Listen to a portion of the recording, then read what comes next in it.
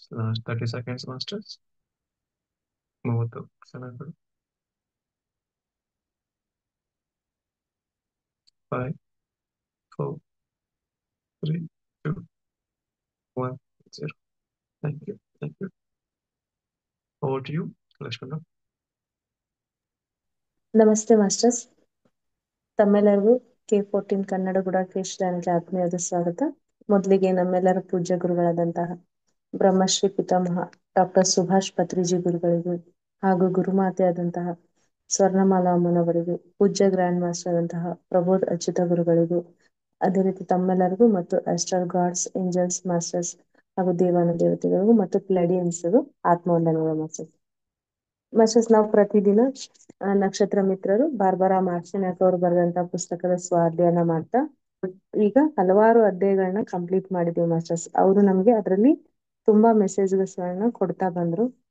ಇವತ್ತು ಅಧ್ಯಾಯ 10ರಲ್ಲಿ ನವ್ಯಕಾಂತಿಯ ರೂಪರೇಖಾ ವಿಶೇಷಗಳು ಅಂತ ಹೇಳ್ಬಿಟ್ಟು ಈ ಅಧ್ಯಾಯದಲ್ಲಿ ಅವರು ಈ ಒಂದು ನವ್ಯಕಾಂತಿ ಅನ್ನೋದು ಅಥವಾ ಹೊಸ ಕಾಂತಿ, ಹೊಸ ಜ್ಞಾನದ ರೂಪರೇಷೆ ಹೇಗಿದೆ, ಅದರ ಒಂದು ವಿಶೇಷತೆ ಏನು ಅನ್ನೋದನ್ನ ನಮ್ಗೆ ಈ ಅಧ್ಯಾಯದಲ್ಲಿ ತಿಳಿಸ್ತಿದ್ದಾರೆ ಮಾಸ್ಟರ್ಸ್. ಈ ಹೊಸ ಉಪಸ್ಸಿನ ಕಾಂತಿ ಸ್ವರೂಪವನ್ನು ತೆಗೆದುಕೊಂಡು ಬರುತ್ತಿರುವವರಾರು? ಈ ನವ್ಯ ಉದಯದಲ್ಲಿ ಅವರ ಪಾತ್ರವು ಎಂತಹುದು? ಚೈತನ್ಯ ಕಾಂತಿಯನ್ನು ಅವರು ತರುತ್ತಿದ್ದಾರೆ. ಕಾಂತಿಯನ್ನು, ಜ್ಞಾನವನ್ನು ಅವರು ಭೂಮಿಗೆ ತರುತ್ತಿರುವವರು. ಒಂದು ಅತ್ಯಂತ ಪ್ರಾಚೀನ ಸಂಸ್ಥೆಗೂ ಒಂದು ಅತ್ಯಂತ ಪ್ರಾಚೀನ ಸಂಘ ವ್ಯವಸ್ಥೆಗೂ ಇವರು ಸದಸ್ಯರಾಗಿದ್ದಾರೆ. ಒಂದು ನಿರ್ದಿಷ್ಟವಾದ ಆಧ್ಯಾತ್ಮಿಕ ದೃಶ್ಯದಿಂದ ಒಂದು ನಿರ್ದಿಷ್ಟವಾದ ನಕ್ಷತ್ರ ಮಂಡಲದಲ್ಲಿ ಇವರು ಕೆಲಸ ಮಾಡುತ್ತಾ ಇರುವವರು. ಹಾಗಾದ್ರೆ ಈ ಹೊಸ ಹುಮ್ಮಸ್ಸಿನ, ಈ ಹೊಸ ಒಂದು ಜ್ಞಾನದ ಕಾಂತಿಯನ್ನ ಈ ಭೂಮಿಗೆ ತರುತ್ತಿರೋರಾದ್ರೂ ಯಾರು, ಅವ್ರು ಯಾರು, ಎಲ್ಲಿದ್ರು ಅನ್ನೋದ್ರ ಬಗ್ಗೆ ಅವರು ಹೇಳ್ತಿದ್ದಾರೆ ಮಾಸ್ಟರ್ಸ್. ಇದನ್ನ ಸ್ವಲ್ಪ ನಾವು ವಿಶೇಷತೆನೆ ಅಂತ ಹೇಳ್ಬೋದು. ಅವ್ರು ಯಾಕೆ ಈ ರೀತಿ ಹೇಳ್ತಿದ್ದಾರೆ, ಹಂಗಾದ್ರೆ ಈ ಒಂದು ಭೂಮಿ ಮೇಲೆ ಹೊಸ ಕಾಂತಿಯ, ಹುಮ್ಮಸ್ಸಿನ ಕಾಂತಿಯ, ಹುರುಪಿನ ಕಾಂತಿಯನ್ನ ತರ್ತಿದಾರಲ್ಲ, ಅವ್ರು ಯಾರು, ಅವ್ರ ಪಾತ್ರ ಈ ಒಂದು ನವ್ಯ ಉದಯದಲ್ಲಿ, ಈ ಹೊಸ ಪರಿವರ್ತನೆ ಭೂಮಿ ಮೇಲೆ ಬರ್ತಿದೆ ಅಂತ ಹೇಳ್ತಿದಾರಲ್ಲ, ಅವ್ರ ಪಾತ್ರ ಆದ್ರೂ ಏನು, ಅವ್ರು ಎಲ್ಲಿದ್ರು ಅಂತ ಅವ್ರು ಹೇಳ್ತಿದ್ದಾರೆ ಮಾಸ್ಟರ್ಸ್. ಅವ್ರು ಯಾರು ಅಂತಂದ್ರೆ ಈ ಭೂಮಿ ಮೇಲೆ ಜ್ಞಾನವನ್ನ ಕಾಂತಿ ರೂಪದಲ್ಲಿ ತರ್ತಾ ಇದ್ದಾರೆ. ಹಾಗಾದ್ರೆ ಅವ್ರು ಮೊದ್ಲೇ ಎಲ್ಲಿದ್ರು ಅಂತಂದ್ರೆ, ಹೀಗೆ ನಮ್ಮ ಪ್ರಾಚೀನ ಎಷ್ಟೋ ಒಂದು ಸಂಘ ಸಂಸ್ಥೆಗಳಲ್ಲಿ ಒಂದು ಪ್ರಾಚೀನ ಒಂದು ಸಂಸ್ಥೆಗೂ ಇವ್ರು ಏನ್ ಮಾಡಿದ್ರು ಅಂತಂದ್ರೆ ಸದಸ್ಯರಾಗಿದ್ರು. ಒಂದ್ ಎಕ್ಸಾಂಪಲ್ ಹೇಳ್ಬೇಕಂದ್ರೆ ಮಾಸ್ಟರ್ಸ್, ಈಗ ಇಲ್ಲಿ ನಾವು ಗುಡಾಕೇಶದಲ್ಲಿ ಹೇಗೆ ಒಂದ್ ಗ್ರೂಪ್ ಮಾಡ್ಕೊಂಡು ಡೈಲಿ ಒಂದು ವಿಜ್ಡಮ್ ಶೇರಿಂಗ್ ಅನ್ನ ಮಾಡ್ಕೊಳ್ತಾ ಇದೀವಿ, ಎಕ್ಸ್ಪೀರಿಯನ್ಸ್ ಶೇರ್ ಮಾಡ್ತಾ ಇದೀವಿ, ಗ್ರೂಪ್ ಅಲ್ಲಿ ಧ್ಯಾನವನ್ನ ಮಾಡ್ತಾ ಇದೀವಲ್ಲ, ಹೀಗೆ ನಾವು ಪ್ರಾಚೀನ ಕಾಲದಲ್ಲೂ ಹೀಗೆ ಒಂದ್ ಸಂಘ ಸಂಸ್ಥೆಯಲ್ಲಿ ಅವ್ರಿದ್ರು.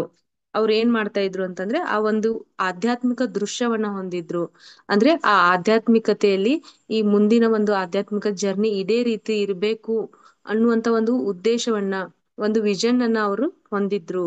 ಈ ಭೂಮಿ ಈ ಆಧ್ಯಾತ್ಮಿಕತೆಯಲ್ಲಿ ಇಷ್ಟು ಮುಂದುವರಿಬೇಕು, ಇಲ್ಲಿ ಬಂದಂತ ಆತ್ಮಗಳಿಗೆ ಇಷ್ಟೆಲ್ಲ ಅನುಕೂಲಗಳಾಗ್ಬೇಕು ಅನ್ನೋದೊಂದು ಉದ್ದೇಶವನ್ನ ಅವರು, ವಿಷನ್ ಅನ್ನ ಅವರು ಹೊಂದಿದ್ರು ಅಂತ ಹೇಳ್ತಿದ್ದಾರೆ.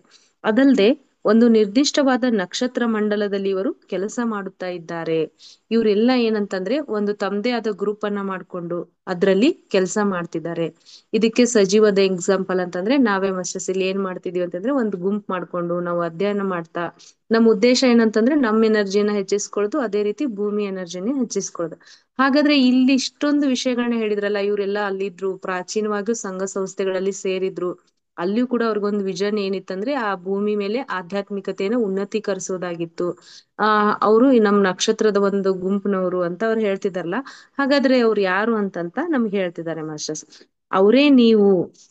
ಈ ನವ್ಯ ಉಷೋದಯವನ್ನು ಭೂಮಿಗೆ ತರುತ್ತಿರುವವರು ನೀವೇ. ಇಲ್ಲದಿದ್ದರೆ ಈ ಪುಸ್ತಕದ ಕಡೆ ನೀವು ಆಕರ್ಷಿಸಲ್ಪಡುತ್ತಿದ್ದಿಲ್ಲ. ಈ ಸಂಸ್ಥೆಯ ಸದಸ್ಯರು ಸರಿಯಾದ ಸಮಯದಲ್ಲಿ ಅನೇಕ ಬಾರಿ ಭೂಮಿಗೆ ಬಂದು ಒಂದು ಕಡೆ ತಮ್ಮ ಶಕ್ತಿಯನ್ನು ಸಮೀಕರಿಸುತ್ತಿದ್ದಾರೆ. ಬಾಹ್ಯಾಕಾಶದಿಂದ ಪ್ರಕಾಶವಾಗುತ್ತಿರುವ ಶಕ್ತಿಯನ್ನು ಸಹ ಭೂಮಿಗೆ ಹಂಚುತ್ತಾ ತಮ್ಮ ಭಾಗದ ಕರ್ತವ್ಯವನ್ನು ಸಮರ್ಥವಾಗಿ ನಿರ್ವಹಿಸುತ್ತಿದ್ದಾರೆ. ಮಾಸ್ಟರ್ಸ್, ಅವ್ರು ಹೇಳಿದ್ರಲ್ಲ, ನಾವು ಎಷ್ಟೋ ಜನ್ಮದ ಹಿಂದೆ ನಾವೆಲ್ಲರೂ ಕೂಡ ಒಂದ್ ಸಂಘ ಸಂಸ್ಥೆಯಲ್ಲಿ ಒಗ್ಗಟ್ಟಾಗೆ ಕೆಲಸ ಮಾಡಿದ್ವಿ. ಯಾಕೆ ಅಂತಂದ್ರೆ ನಾವು ಆ ಆಧ್ಯಾತ್ಮಿಕ ಒಂದು ಉದ್ದೇಶವನ್ನ, ನಮ್ಮ ಈ ರೀತಿ ಆಧ್ಯಾತ್ಮಿಕತೆ ಒಂದು ಈ ರೀತಿನೇ ಇರ್ಬೇಕು ಅನ್ನೋ ಒಂದು ವಿಷನ್, ದೃಷ್ಟಿಕೋನವನ್ನ ಹೊಂದಿ ಕೆಲಸ ಮಾಡಿ ಬಂದಿದೀವಿ. ಹಾಗಾದ್ರೆ ಅವ್ರೆಲ್ಲರೂ ಯಾರು ಅಂತಂದ್ರೆ ನಾವೇ. ಈ ಪುಸ್ತಕ ಇಲ್ದೇ ಇದ್ರೆ ಅವ್ರು ಹೇಳ್ತಿದ್ದಾರೆ, ಇಲ್ದೇ ಇದ್ರೆ ಈ ಪುಸ್ತಕದ ಕಡೆ ನೀವು ಆಕರ್ಷಿಸಲ್ಪಡುತ್ತಿದ್ದೇ ಇಲ್ಲ. ನೀವು ಈ ಒಂದು ಶಕ್ತಿಯವರಾಗಿರ್ದೇ ಇದ್ರೆ ಈ ಶಕ್ತಿಗೆ ನೀವು ಕನೆಕ್ಟ್ ಆಗ್ತಿದ್ದೇ ಇಲ್ಲ. ಅದಲ್ದೆ ಅವ್ರು ಹೇಳ್ತಿದ್ದಾರೆ, ನೀವಷ್ಟೇ ಅಲ್ಲ, ಈಗ ನಾನ್ ಅಂತಂದ್ಬಿಟ್ರೆ ನಾನಷ್ಟೇ ಅಲ್ಲ, ನೀವು ಸಹ, ನೀವಂತಂದ್ರೆ ನೀವಷ್ಟೇ ಅಲ್ಲ, ಇನ್ನೂ ಎಷ್ಟೋ ಮಾಸ್ಟರ್ಸ್ ಗಳು ಕೂಡ. ಅವ್ರು ಏನ್ ಮಾಡಿದ್ದಾರೆ ಅಂತಂದ್ರೆ, ಈ ಸಂಸ್ಥೆಯ ಸದಸ್ಯರು ಸರಿಯಾದ ಸಮಯದಲ್ಲಿ ಅವರವರ ಒಂದು ಸಮಯಕ್ಕೆ ಬಂದು ಈ ಭೂಮಿಯ ಕಡೆ ಬಂದು ತಮ್ಮ ಶಕ್ತಿಯನ್ನ ಒಂದುಗೂಡಿಸ್ಕೊಂಡಿದ್ದಾರೆ. ಒಂದುಗೂಡಿಸ್ಕೊಂಡು ಏನ್ ಮಾಡ್ತಿದ್ದಾರೆ ಅಂತಂದ್ರೆ, ಬಾಹ್ಯಾಕಾಶದಿಂದ ಪ್ರಕಾಶವಾಗುತ್ತಿರುವ ಪ್ರಸಾರವಾಗುತ್ತಿರುವ ಶಕ್ತಿಯನ್ನು ಸಹ ಭೂಮಿಗೆ ಹಂಚುತ್ತಾ ತಮ್ಮ ಭಾಗದ ಕರ್ತವ್ಯವನ್ನು ಸಮರ್ಥವಾಗಿ ನಿರ್ವಹಿಸುತ್ತಾ ಇರುವವರು. ಮಾಸ್ಟರ್ಸ್, ನಾವೆಲ್ಲರೂ ಏನ್ ಮಾಡಿದೀವಿ ಅಂತಂದ್ರೆ, ಆ ಒಂದು ಕಾಂತಿ ಕುಟುಂಬದಿಂದ ಬಂದಿದೀವಲ್ಲ, ಅದ್ರ ಜೊತೆಗೆ ನಾವ್ ಏನ್ ಮಾಡಿದೀವಿ ಅಂತಂದ್ರೆ, ನಮ್ಮೆಲ್ಲರ ಶಕ್ತಿಯನ್ನ ಒಂದ್ ಕಡೆ ಒಗ್ಗಟ್ಟಾಗಿ ಮಾಡಿದೀವಿ.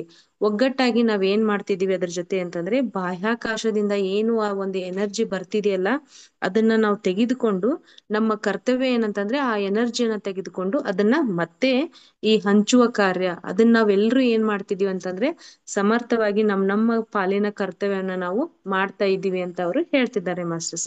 ನಾವ್ ಎಕ್ಸಾಂಪಲ್ ನೋಡಿದ್ರೆ, ನಾವು ಧ್ಯಾನ ತಿಳಿದ ತಕ್ಷಣ ನಾವ್ ಏನ್ ಮಾಡ್ತೀವಿ ಅಂತಂದ್ರೆ, ನಾವ್ ಒಬ್ರೇ ಮಾಡಲ್ಲ. ಅದನ್ನ ಎಷ್ಟು ನಮ್ಮ ಸಂಪರ್ಕಕ್ಕೆ ಬರ್ತಾರೋ ಅವ್ರಿಗೆಲ್ರಿಗೂ ನಾವು ಹೇಳೇ ಹೇಳ್ತೀವಿ. ಹಾಗಾಗಿ ಯಾರೋ ಒಂದ್ ನಮ್ಮ ಹತ್ರ ಸಮಸ್ಯೆ ಅಂತ ಬಂದ್ರೆ ನಾವು ಖಂಡಿತ ಅದಕ್ಕೆ ಪರಿಹಾರವನ್ನ ನಮ್ಮ ಒಂದು 100% ಪರಿಹಾರವನ್ನ ಅವ್ರಿಗೆ ಹೇಳೇ ಹೇಳ್ತೀವಿ. ಅಂದ್ರೆ ನಿಮ್ ಪಾಲಿನ ಕರ್ತವ್ಯನ ನೀವು ಮಾಡ್ತಾ ಬಂದಿದೀರಿ ಅಂತ ಅವರು ಹೇಳ್ತಿದ್ದಾರೆ ಮಾಸ್ಟರ್ಸ್. ಇಲ್ದೇ ಇದ್ರೆ ಈ ಪುಸ್ತಕದ ನಿಮ್ ಕಡೆ ಬರ್ತಾನೆ ಇರ್ಲಿಲ್ಲ, ಈ ವಿಷಯವನ್ನ ನೀವು ತಿಳ್ಕೊಳಿಕ್ಕೆ ಸಾಧ್ಯನೇ ಇರ್ಲಿಲ್ಲ. ಇಲ್ಲ ಅಂತಂದ್ರೆ ಈ ಭೂಮಿಗೆ ನೀವು ಈ ಒಂದು ಹೊಸ ಚೈತನ್ಯವನ್ನ ನೀವು ತರ್ತಾ ಇರ್ಲಿಲ್ಲ ಅಂತ ಅವರು ಹೇಳ್ತಿದ್ದಾರೆ. ವಿಶ್ವದಿಂದ ಭೂಮಿಗೆ, ಭೂಮಿಯಿಂದ ವಿಶ್ವಕ್ಕೆ ಶಕ್ತಿ ಪ್ರಸಾರಗಳು ಸಾಗುತ್ತಲೇ ಇವೆ. ಭೂಮಿಗೂ ಆಕಾಶಕ್ಕೂ ಮಾನತ್ವವೇ ಸೇತುವೆಯಾಗಿದೆ. ಇದೇ ಕಾಮನ ಬಿಲ್ಲಿನ ಸೇತುವೆಯಾಗಿ ಬಣ್ಣಿಸಲ್ಪಡುತ್ತಿದೆ. ನಾಗರಿಕತೆಗಳಿಗೆ ಹೊಸ ಉಷೋದಯವನ್ನು ತರುತ್ತಿರುವವರು ನೀವೇ. ಭೂಮಿಯನ್ನು ಜ್ಞಾನದಿಂದ ತುಂಬಿಸುವುದೇ ನಿಮ್ಮ ಕರ್ತವ್ಯ. ಈ ನವೋದಯವನ್ನು ತರುವ ನವೋದಯಕಾರರು ನೀವೇ. ಮಾಸ್ಟರ್ಸ್, ಈಗ ಯೂನಿವರ್ಸ್ ಇಂದ ಭೂಮಿಗೆ ಏನ್ ಎನರ್ಜಿ ಬರ್ತಾ ಇದೆಯಲ್ಲ, ಅದೇ ರೀತಿ ನಾವು ಭೂಮಿಯಿಂದ ಧ್ಯಾನ ಮಾಡಿ ಕೂಡ ಯೂನಿವರ್ಸ್ಗೆ ಏನ್ ಎನರ್ಜಿಯನ್ನ ಸಾಗಿಸ್ತಾ ಇದೀವಲ್ಲ, ಇದ್ರ ಮಧ್ಯೆ ಸೇತುವೆ ಯಾರು ಅಂತಂದ್ರೆ ನಾವೇ ಮಾಸ್ಟರ್ಸ್. ಯಾಕೆ ಅಂತಂದ್ರೆ, ನಾವು ಧ್ಯಾನಸ್ಥರಾಗಿ ಆ ಪ್ರಾಣ ಶಕ್ತಿ ಅನ್ಬೋದು ಅಥವಾ ಕಾಸ್ಮಿಕ್ ಎನರ್ಜಿನ ನಾವು ತೆಗೆದುಕೊಳ್ತೀವಿ. ಸಾಮೂಹಿಕವಾಗಿ ಧ್ಯಾನ ಮಾಡ್ತೀವಿ. ಧ್ಯಾನ ಮಾಡಿದ ತಕ್ಷಣ ಆ ಎನರ್ಜಿ ಏನಾಗುತ್ತೆ, ಮತ್ತೆ ಒಗ್ಗಟ್ಟಾಗಿ ಯೂನಿವರ್ಸಿಗೆ ಸೇರುತ್ತೆ. ಹಿಂಗೆ ಅದಕ್ಕೋಸ್ಕರ ಪ್ರಬೋಧ್ ಮಾಸ್ಟರ್ ನಮ್ಗೊಂದು ಟೆಕ್ನಿಕ್ ಹೇಳ್ಕೊಟ್ಟಿದ್ರಲ್ಲ ಮಾಸ್ಟರ್ಸ್, ಎನರ್ಜಿಯನ್ನ ಶೇರ್ ಮಾಡೋದು ಅಂತ ಹೇಳಿ.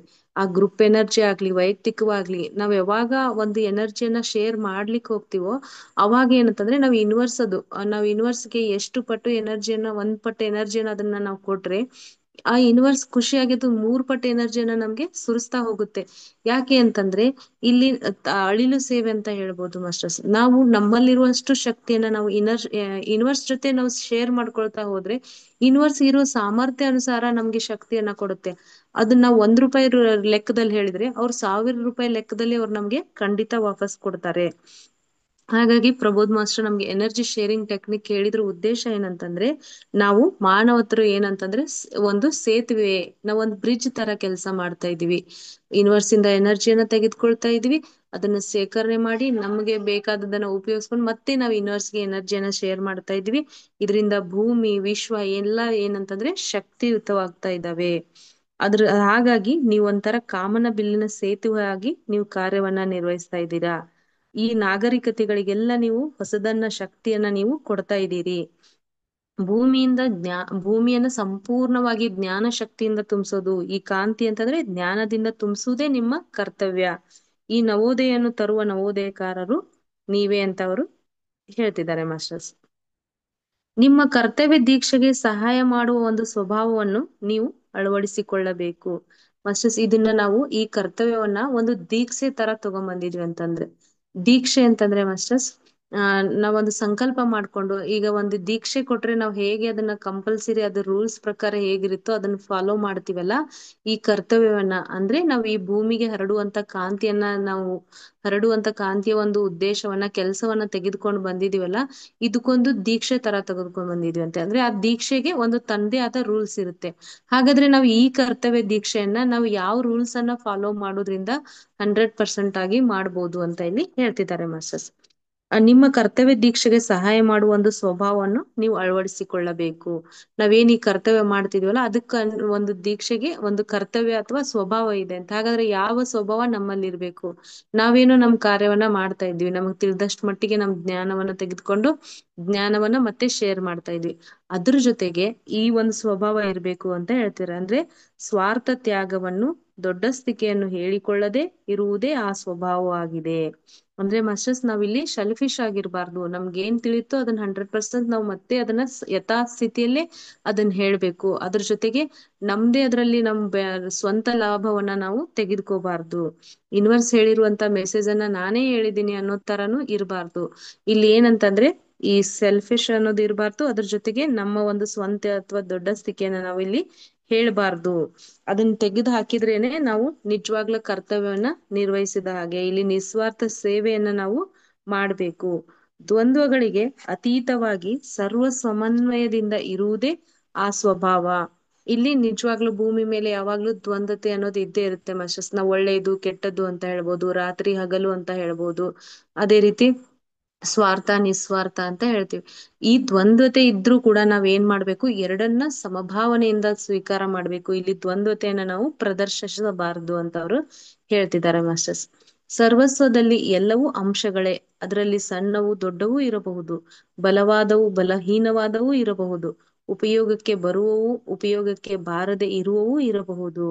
ಮಾಸ್ಟರ್ಸ್ ಇಲ್ಲಿ ಪೂರ್ಣಾತ್ಮ ಅಂತಂದ್ರೇನೆ ಅದ್ರಲ್ಲಿ ನಾವೆಲ್ಲರೂ ಅಂಶಾತ್ಮಗಳು. ಇದ್ರಲ್ಲಿ ಏನಂತಂದ್ರೆ ಕೆಲವೊಂದಿಷ್ಟು ಸಣ್ಣವು ಇರ್ಬೋದು, ದೊಡ್ಡವು ಇರ್ಬೋದು. ಎಕ್ಸಾಂಪಲ್ ಒಂದು ಜೀವಿಗಳ ದೇಹದ ಆಕಾರ ಸ್ಥಿತಿಯನ್ನು ಹೇಳಿದ್ರೆ, ಈಗ ಇರುವಿನೂ ಕೂಡ ಆ ಮೂಲ ಸೃಷ್ಟಿಕರ್ತನ ಒಂದು ಭಾಗವೇ.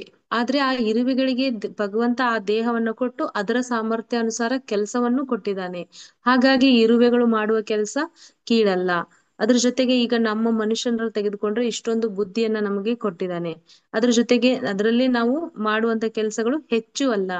ಹೀಗಾಗಿ ಅವರವರ ಪಾಲಿನ ಕರ್ತವ್ಯನ ಅವರು ಒಂದು ಸರ್ವಸ್ವ ಅಥವಾ ಮೂಲ ಸೃಷ್ಟಿಕರ್ತ ಕಳಿಸಿದಾನೆ. ಅವರು ಅವರ ಕಾರ್ಯವನ್ನ ಮಾಡ್ಲಿಕ್ಕೆ ಬಂದಿದ್ದಾರೆ. ಇದರಲ್ಲಿ ಯಾವುದು ದೊಡ್ಡದು ಅಲ್ಲ, ಸಣ್ಣದು ಅಲ್ಲ, ಅಥವಾ ಯಾವುದೇ ಒಂದು ಶಕ್ತಿಯುತವಾದದ್ದು ಶಕ್ತಿ ಇಲ್ಲದೆ ಇರೋದು ಅಂತಲ್ಲ. ಎಲ್ಲವೂ ಏನಂತಂದ್ರೆ ಉಪಯೋಗಕ್ಕೆ ಬರುವವೇ ಆಗಿದೆ. ಉಪಯೋಗಕ್ಕೆ ಬಾರದೆ ಇರುವವೂ ಇರಬಹುದು, ಆದ್ರೆ ಅವುಗಳ ಕೆಲಸವನ್ನ ನಾವು ಮಾಡ್ತಾ ಇದ್ದಾವೆ. ಹಾಗಾಗಿ ನಾವೇನನ್ನ ಎಲ್ಲವನ್ನ ಸಮನಾಗಿ ಅಂದ್ರೆ ಮಾಸ್ಟರ್ಸ್ ಇಲ್ಲಿ ನಮ್ಮ ಕರ್ತವ್ಯ ದೀಕ್ಷೆ ಏನಂತಂದ್ರೆ ಜ್ಞಾನ ಪ್ರಸಾರ ಮಾಡೋದು, ಆ ಜ್ಞಾನವನ್ನ ಹಂಚಿಕೊಳ್ಳೋದು. ಆದ್ರೆ ಅದು 100% ಯಥಾಸ್ಥಿತಿಯಲ್ಲಿ ನಡಿಬೇಕು ಅಂತಂದ್ರೆ ಇಲ್ಲಿ ನಮ್ಮ ಸ್ವಂತಿಕೆ ಇರಬಾರ್ದು, ಸ್ವಾರ್ಥ ಲಾಭ ಕೂಡ ಇರಬಾರ್ದು. ಹಾಗಾಗಿ ನಾವೇನ್ ಮಾಡ್ಬೇಕು, ಯಾವ್ದನ್ನ ಸಮತಾ ಭಾವನದಿಂದ ಸ್ವೀಕಾರ ಮಾಡ್ಬೇಕು ಅಂತ ಅವರು ಹೇಳ್ತಿದ್ದಾರೆ ಮಾಸ್ಟರ್ಸ್. ನಿಮ್ಮ ಅಂತರಂಗವನ್ನು ನಿಮಗೆ ಬಿಚ್ಚಿ ಹೇಳುವುದೇ ನಮ್ಮ ಬೋಧನೆ. ಉಷೋದಯವು ಆಗದಿರುವ ಮುನ್ನಿನ ಕಗ್ಗತ್ತಲೆಯಲ್ಲಿ ಇಂದು ನೀವು ಇದ್ದೀರಿ. ಅಂದ್ರೆ ಅವ್ರು ನಮ್ಗೆ ಸತ್ಯವನ್ನ ಹೇಳ್ತಿದ್ದಾರೆ ಮಾಸ್ಟರ್ಸ್. ಇನ್ನೇನು ಬೆಳಕ್ ಬರುತ್ತೆ ಅನ್ನೋದ್ರ ಸ್ವಲ್ಪ ನಾವೇನು ಅಂತ ಹೇಳ್ತೀವಲ್ಲ, ತಿಳಿಯಾಗಿ ಕತ್ಲಲ್ಲಿ ನಾವಿದೀವಿ. ಆ ಕತ್ಲನ್ನ ಹೋದ ತಕ್ಷಣ ನಮ್ ಮತ್ತೆ ಆ ಉಷೋದಯವನ್ನ ನಾವು ನೋಡ್ತೀವಿ. ಆ ಬೆಳಕಿನ ಕಿರಣಗಳನ್ನ ನಾವು ನೋಡ್ತೀವಿ. ಯಾವುದೇ ಒಂದು ಬೆಳಕಿನ ಕಿರಣವು ಭೂಮಿಗೆ ಬರುತ್ತದೆಯಾ ಎಂದುಕೊಳ್ಳುತ್ತಿರುವಿರಿ. ಇದ್ದಕ್ಕಿದ್ದ ಹಾಗೆ ಭೂಮಿಗೆ ಬೆಳಕು ಬರುತ್ತದೆ. ಆ ಬೆಳಕನ್ನು ತರುವವರು ನೀವೇ. ಬೆಳಕನ್ನು ಆಶಿಸುವ ಇಚ್ಛಾಶಕ್ತಿ ನಿಮಗಿದೆ. ಆ ವಿದ್ಯೆಯಲ್ಲಿ ನೀವು ಸುಶಿಕ್ಷಿತರು.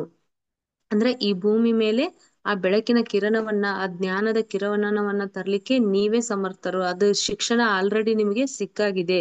ಆ ವಿದ್ಯೆಯನ್ನ ನೀವು ತೆಗೆದುಕೊಂಡು ಅಲ್ಲಿ ಸುಶಿಕ್ಷಿತರಾಗಿ ಬಂದಿದ್ದೀರಿ. ಆ ಇಚ್ಛಾಶಕ್ತಿ ಏನಾಗಿದೆ ಅಂತಂದ್ರೆ ನಿಮ್ಗೆ ಇದೆ ಅಂತ ಅವರು ಹೇಳ್ತಿದ್ದಾರೆ ಮಾಸ್ಟರ್ಸ್. ಕಾಂತಿ ಕುಟುಂಬರಾದ ನೀವು ನಿಮ್ಮ ಸಾಮರ್ಥ್ಯವನ್ನು ಬೆಳೆಸಿಕೊಳ್ಳುವುದಕ್ಕೆ ಭೂಮಿಗೆ ಬಂದಿರುವಿರಿ. ಭೂಮಿಗೆ ಕಾಂತಿಯನ್ನು, ಜ್ಞಾನವನ್ನು ನೀವೇ ತೆಗೆದುಕೊಂಡು ಬರುತ್ತೀರಿ. ಒಂದು ಹೊಸ ಮಾನತ್ವವನ್ನು ಭೂಮಿಯ ಕಡೆ ಮೇಲೆ ನೀವು ನಿರ್ಮಿಸುತ್ತಿದ್ದೀರಿ. ಮಸಸ್ ನಾವೆಲ್ಲರೂ ಆ ಒಂದು ಕಾಂತಿ ಕುಟುಂಬದವ್ರೆ. ನಾವೇನ್ ಮಾಡ್ತಾ ಇದೀವಿ ಅಂತಂದ್ರೆ ಆ ಜ್ಞಾನವನ್ನು ತೆಗೆದುಕೊಂಡು ನಮ್ ಜೊತೆನೆ ನಾವು ಅದನ್ನ ತೆಗೆದುಕೊಂಡು ಬಂದಿದ್ದೀವಿ. ನಮ್ ಜೊತೆ ತೆಗೆದುಕೊಂಡು ಬಂದಿರೋದನ್ನ ನಾವು ಖಂಡಿತವಾಗ್ಲೂ ಭೂಮಿ ಮೇಲೆ ನಿರ್ಮಾಣ ಮಾಡೇ ಮಾಡ್ತೀವಿ ಅಂತ ಅವರು ಹೇಳ್ತಿದ್ದಾರೆ. ಕಾಂತಿ ಕುಟುಂಬದವರು ಈ ವಿಶ್ವದಲ್ಲಿನ ನಿರ್ದಿಷ್ಟವಾದ ಸಮಾಚಾರ ಪ್ರಸಾರ ಕೇಂದ್ರಗಳಿಂದ ಬರುತ್ತಿದ್ದಾರೆ. ಮಸಸ್ ಇವ್ರು ನಾವೇನ್ ಕಾಂತಿ ಕುಟುಂಬದವ್ರು ಇದೀವಲ್ಲ, ಈ ಒಂದು ನಿರ್ದಿಷ್ಟ ಒಂದು ಸಮಾಚಾರ ಪ್ರಸಾರ ಕೇಂದ್ರಗಳಿಂದ ಬರ್ತಿದೀವಿ ಅಂತ. ಅಂದ್ರೆ ನಾವೆಲ್ಲರೂ ಎಲ್ಲಿಂದ ಬಂದಿದೀವಿ ಅಂತ ಅವರು ಹೇಳ್ತಿದ್ದಾರೆ. ನಕ್ಷತ್ರ ಪುಂಜದ ವಿಶ್ವದಲ್ಲಿ ಅನೇಕ ಸೌರ ಕೇಂದ್ರಗಳು ಇದ್ದ ಹಾಗೆ ಈ ಬ್ರಹ್ಮಾಂಡದ ವಿಶ್ವ ಕೇಂದ್ರದಲ್ಲೂ ಒಂದು ಸೌರ ವ್ಯವಸ್ಥೆ ಇದೆ. ಅದ ಮಯನರು ಅದನ್ನೇ ಅಲ್ ಸಿಯೋನ್ ಎಂದೆನ್ನುತ್ತಾರೆ. ಇನ್ನು ಎಷ್ಟೋ ಹೆಸರುಗಳು ಈ ಸೌರ ಕೇಂದ್ರಕ್ಕೆ ಇವೆ. ಭಾರತೀಯರು ಕೃತಿಕ ಎಂದು ಕರೆಯುವ ನಕ್ಷತ್ರ ರಾಶಿ ಇದೆ. ಈ ಸೂರ್ಯನ ಕಾಂತಿಯಲ್ಲಿ ನೀವು ಇರುತ್ತೀರಿ. ಇದು ಕಾಂತಿ ಸಮಾಚಾರವಾಗಿದೆ. ಮಾಸ್ಟರ್ಸ್ ಅವ್ರು ಏನ್ ಹೇಳ್ತಿದ್ದಾರೆ ಅಂತಂದ್ರೆ, ಈ ಬ್ರಹ್ಮಾಂಡದಲ್ಲಿ ನಕ್ಷತ್ರ ಪುಂಜದಲ್ಲಿ ಎಷ್ಟು ಸೌರ ಕೇಂದ್ರಗಳಿದಾವೆ, ಅದರಲ್ಲಿ ಯಾವ್ದು ಅಂತಂದ್ರೆ ಬೇರೆ ಬೇರೆ ದೇಶದಲ್ಲಿ ಬೇರೆ ಬೇರೆ ಹೆಸರುಗಳನ್ನ ಕರೀತಾರೆ.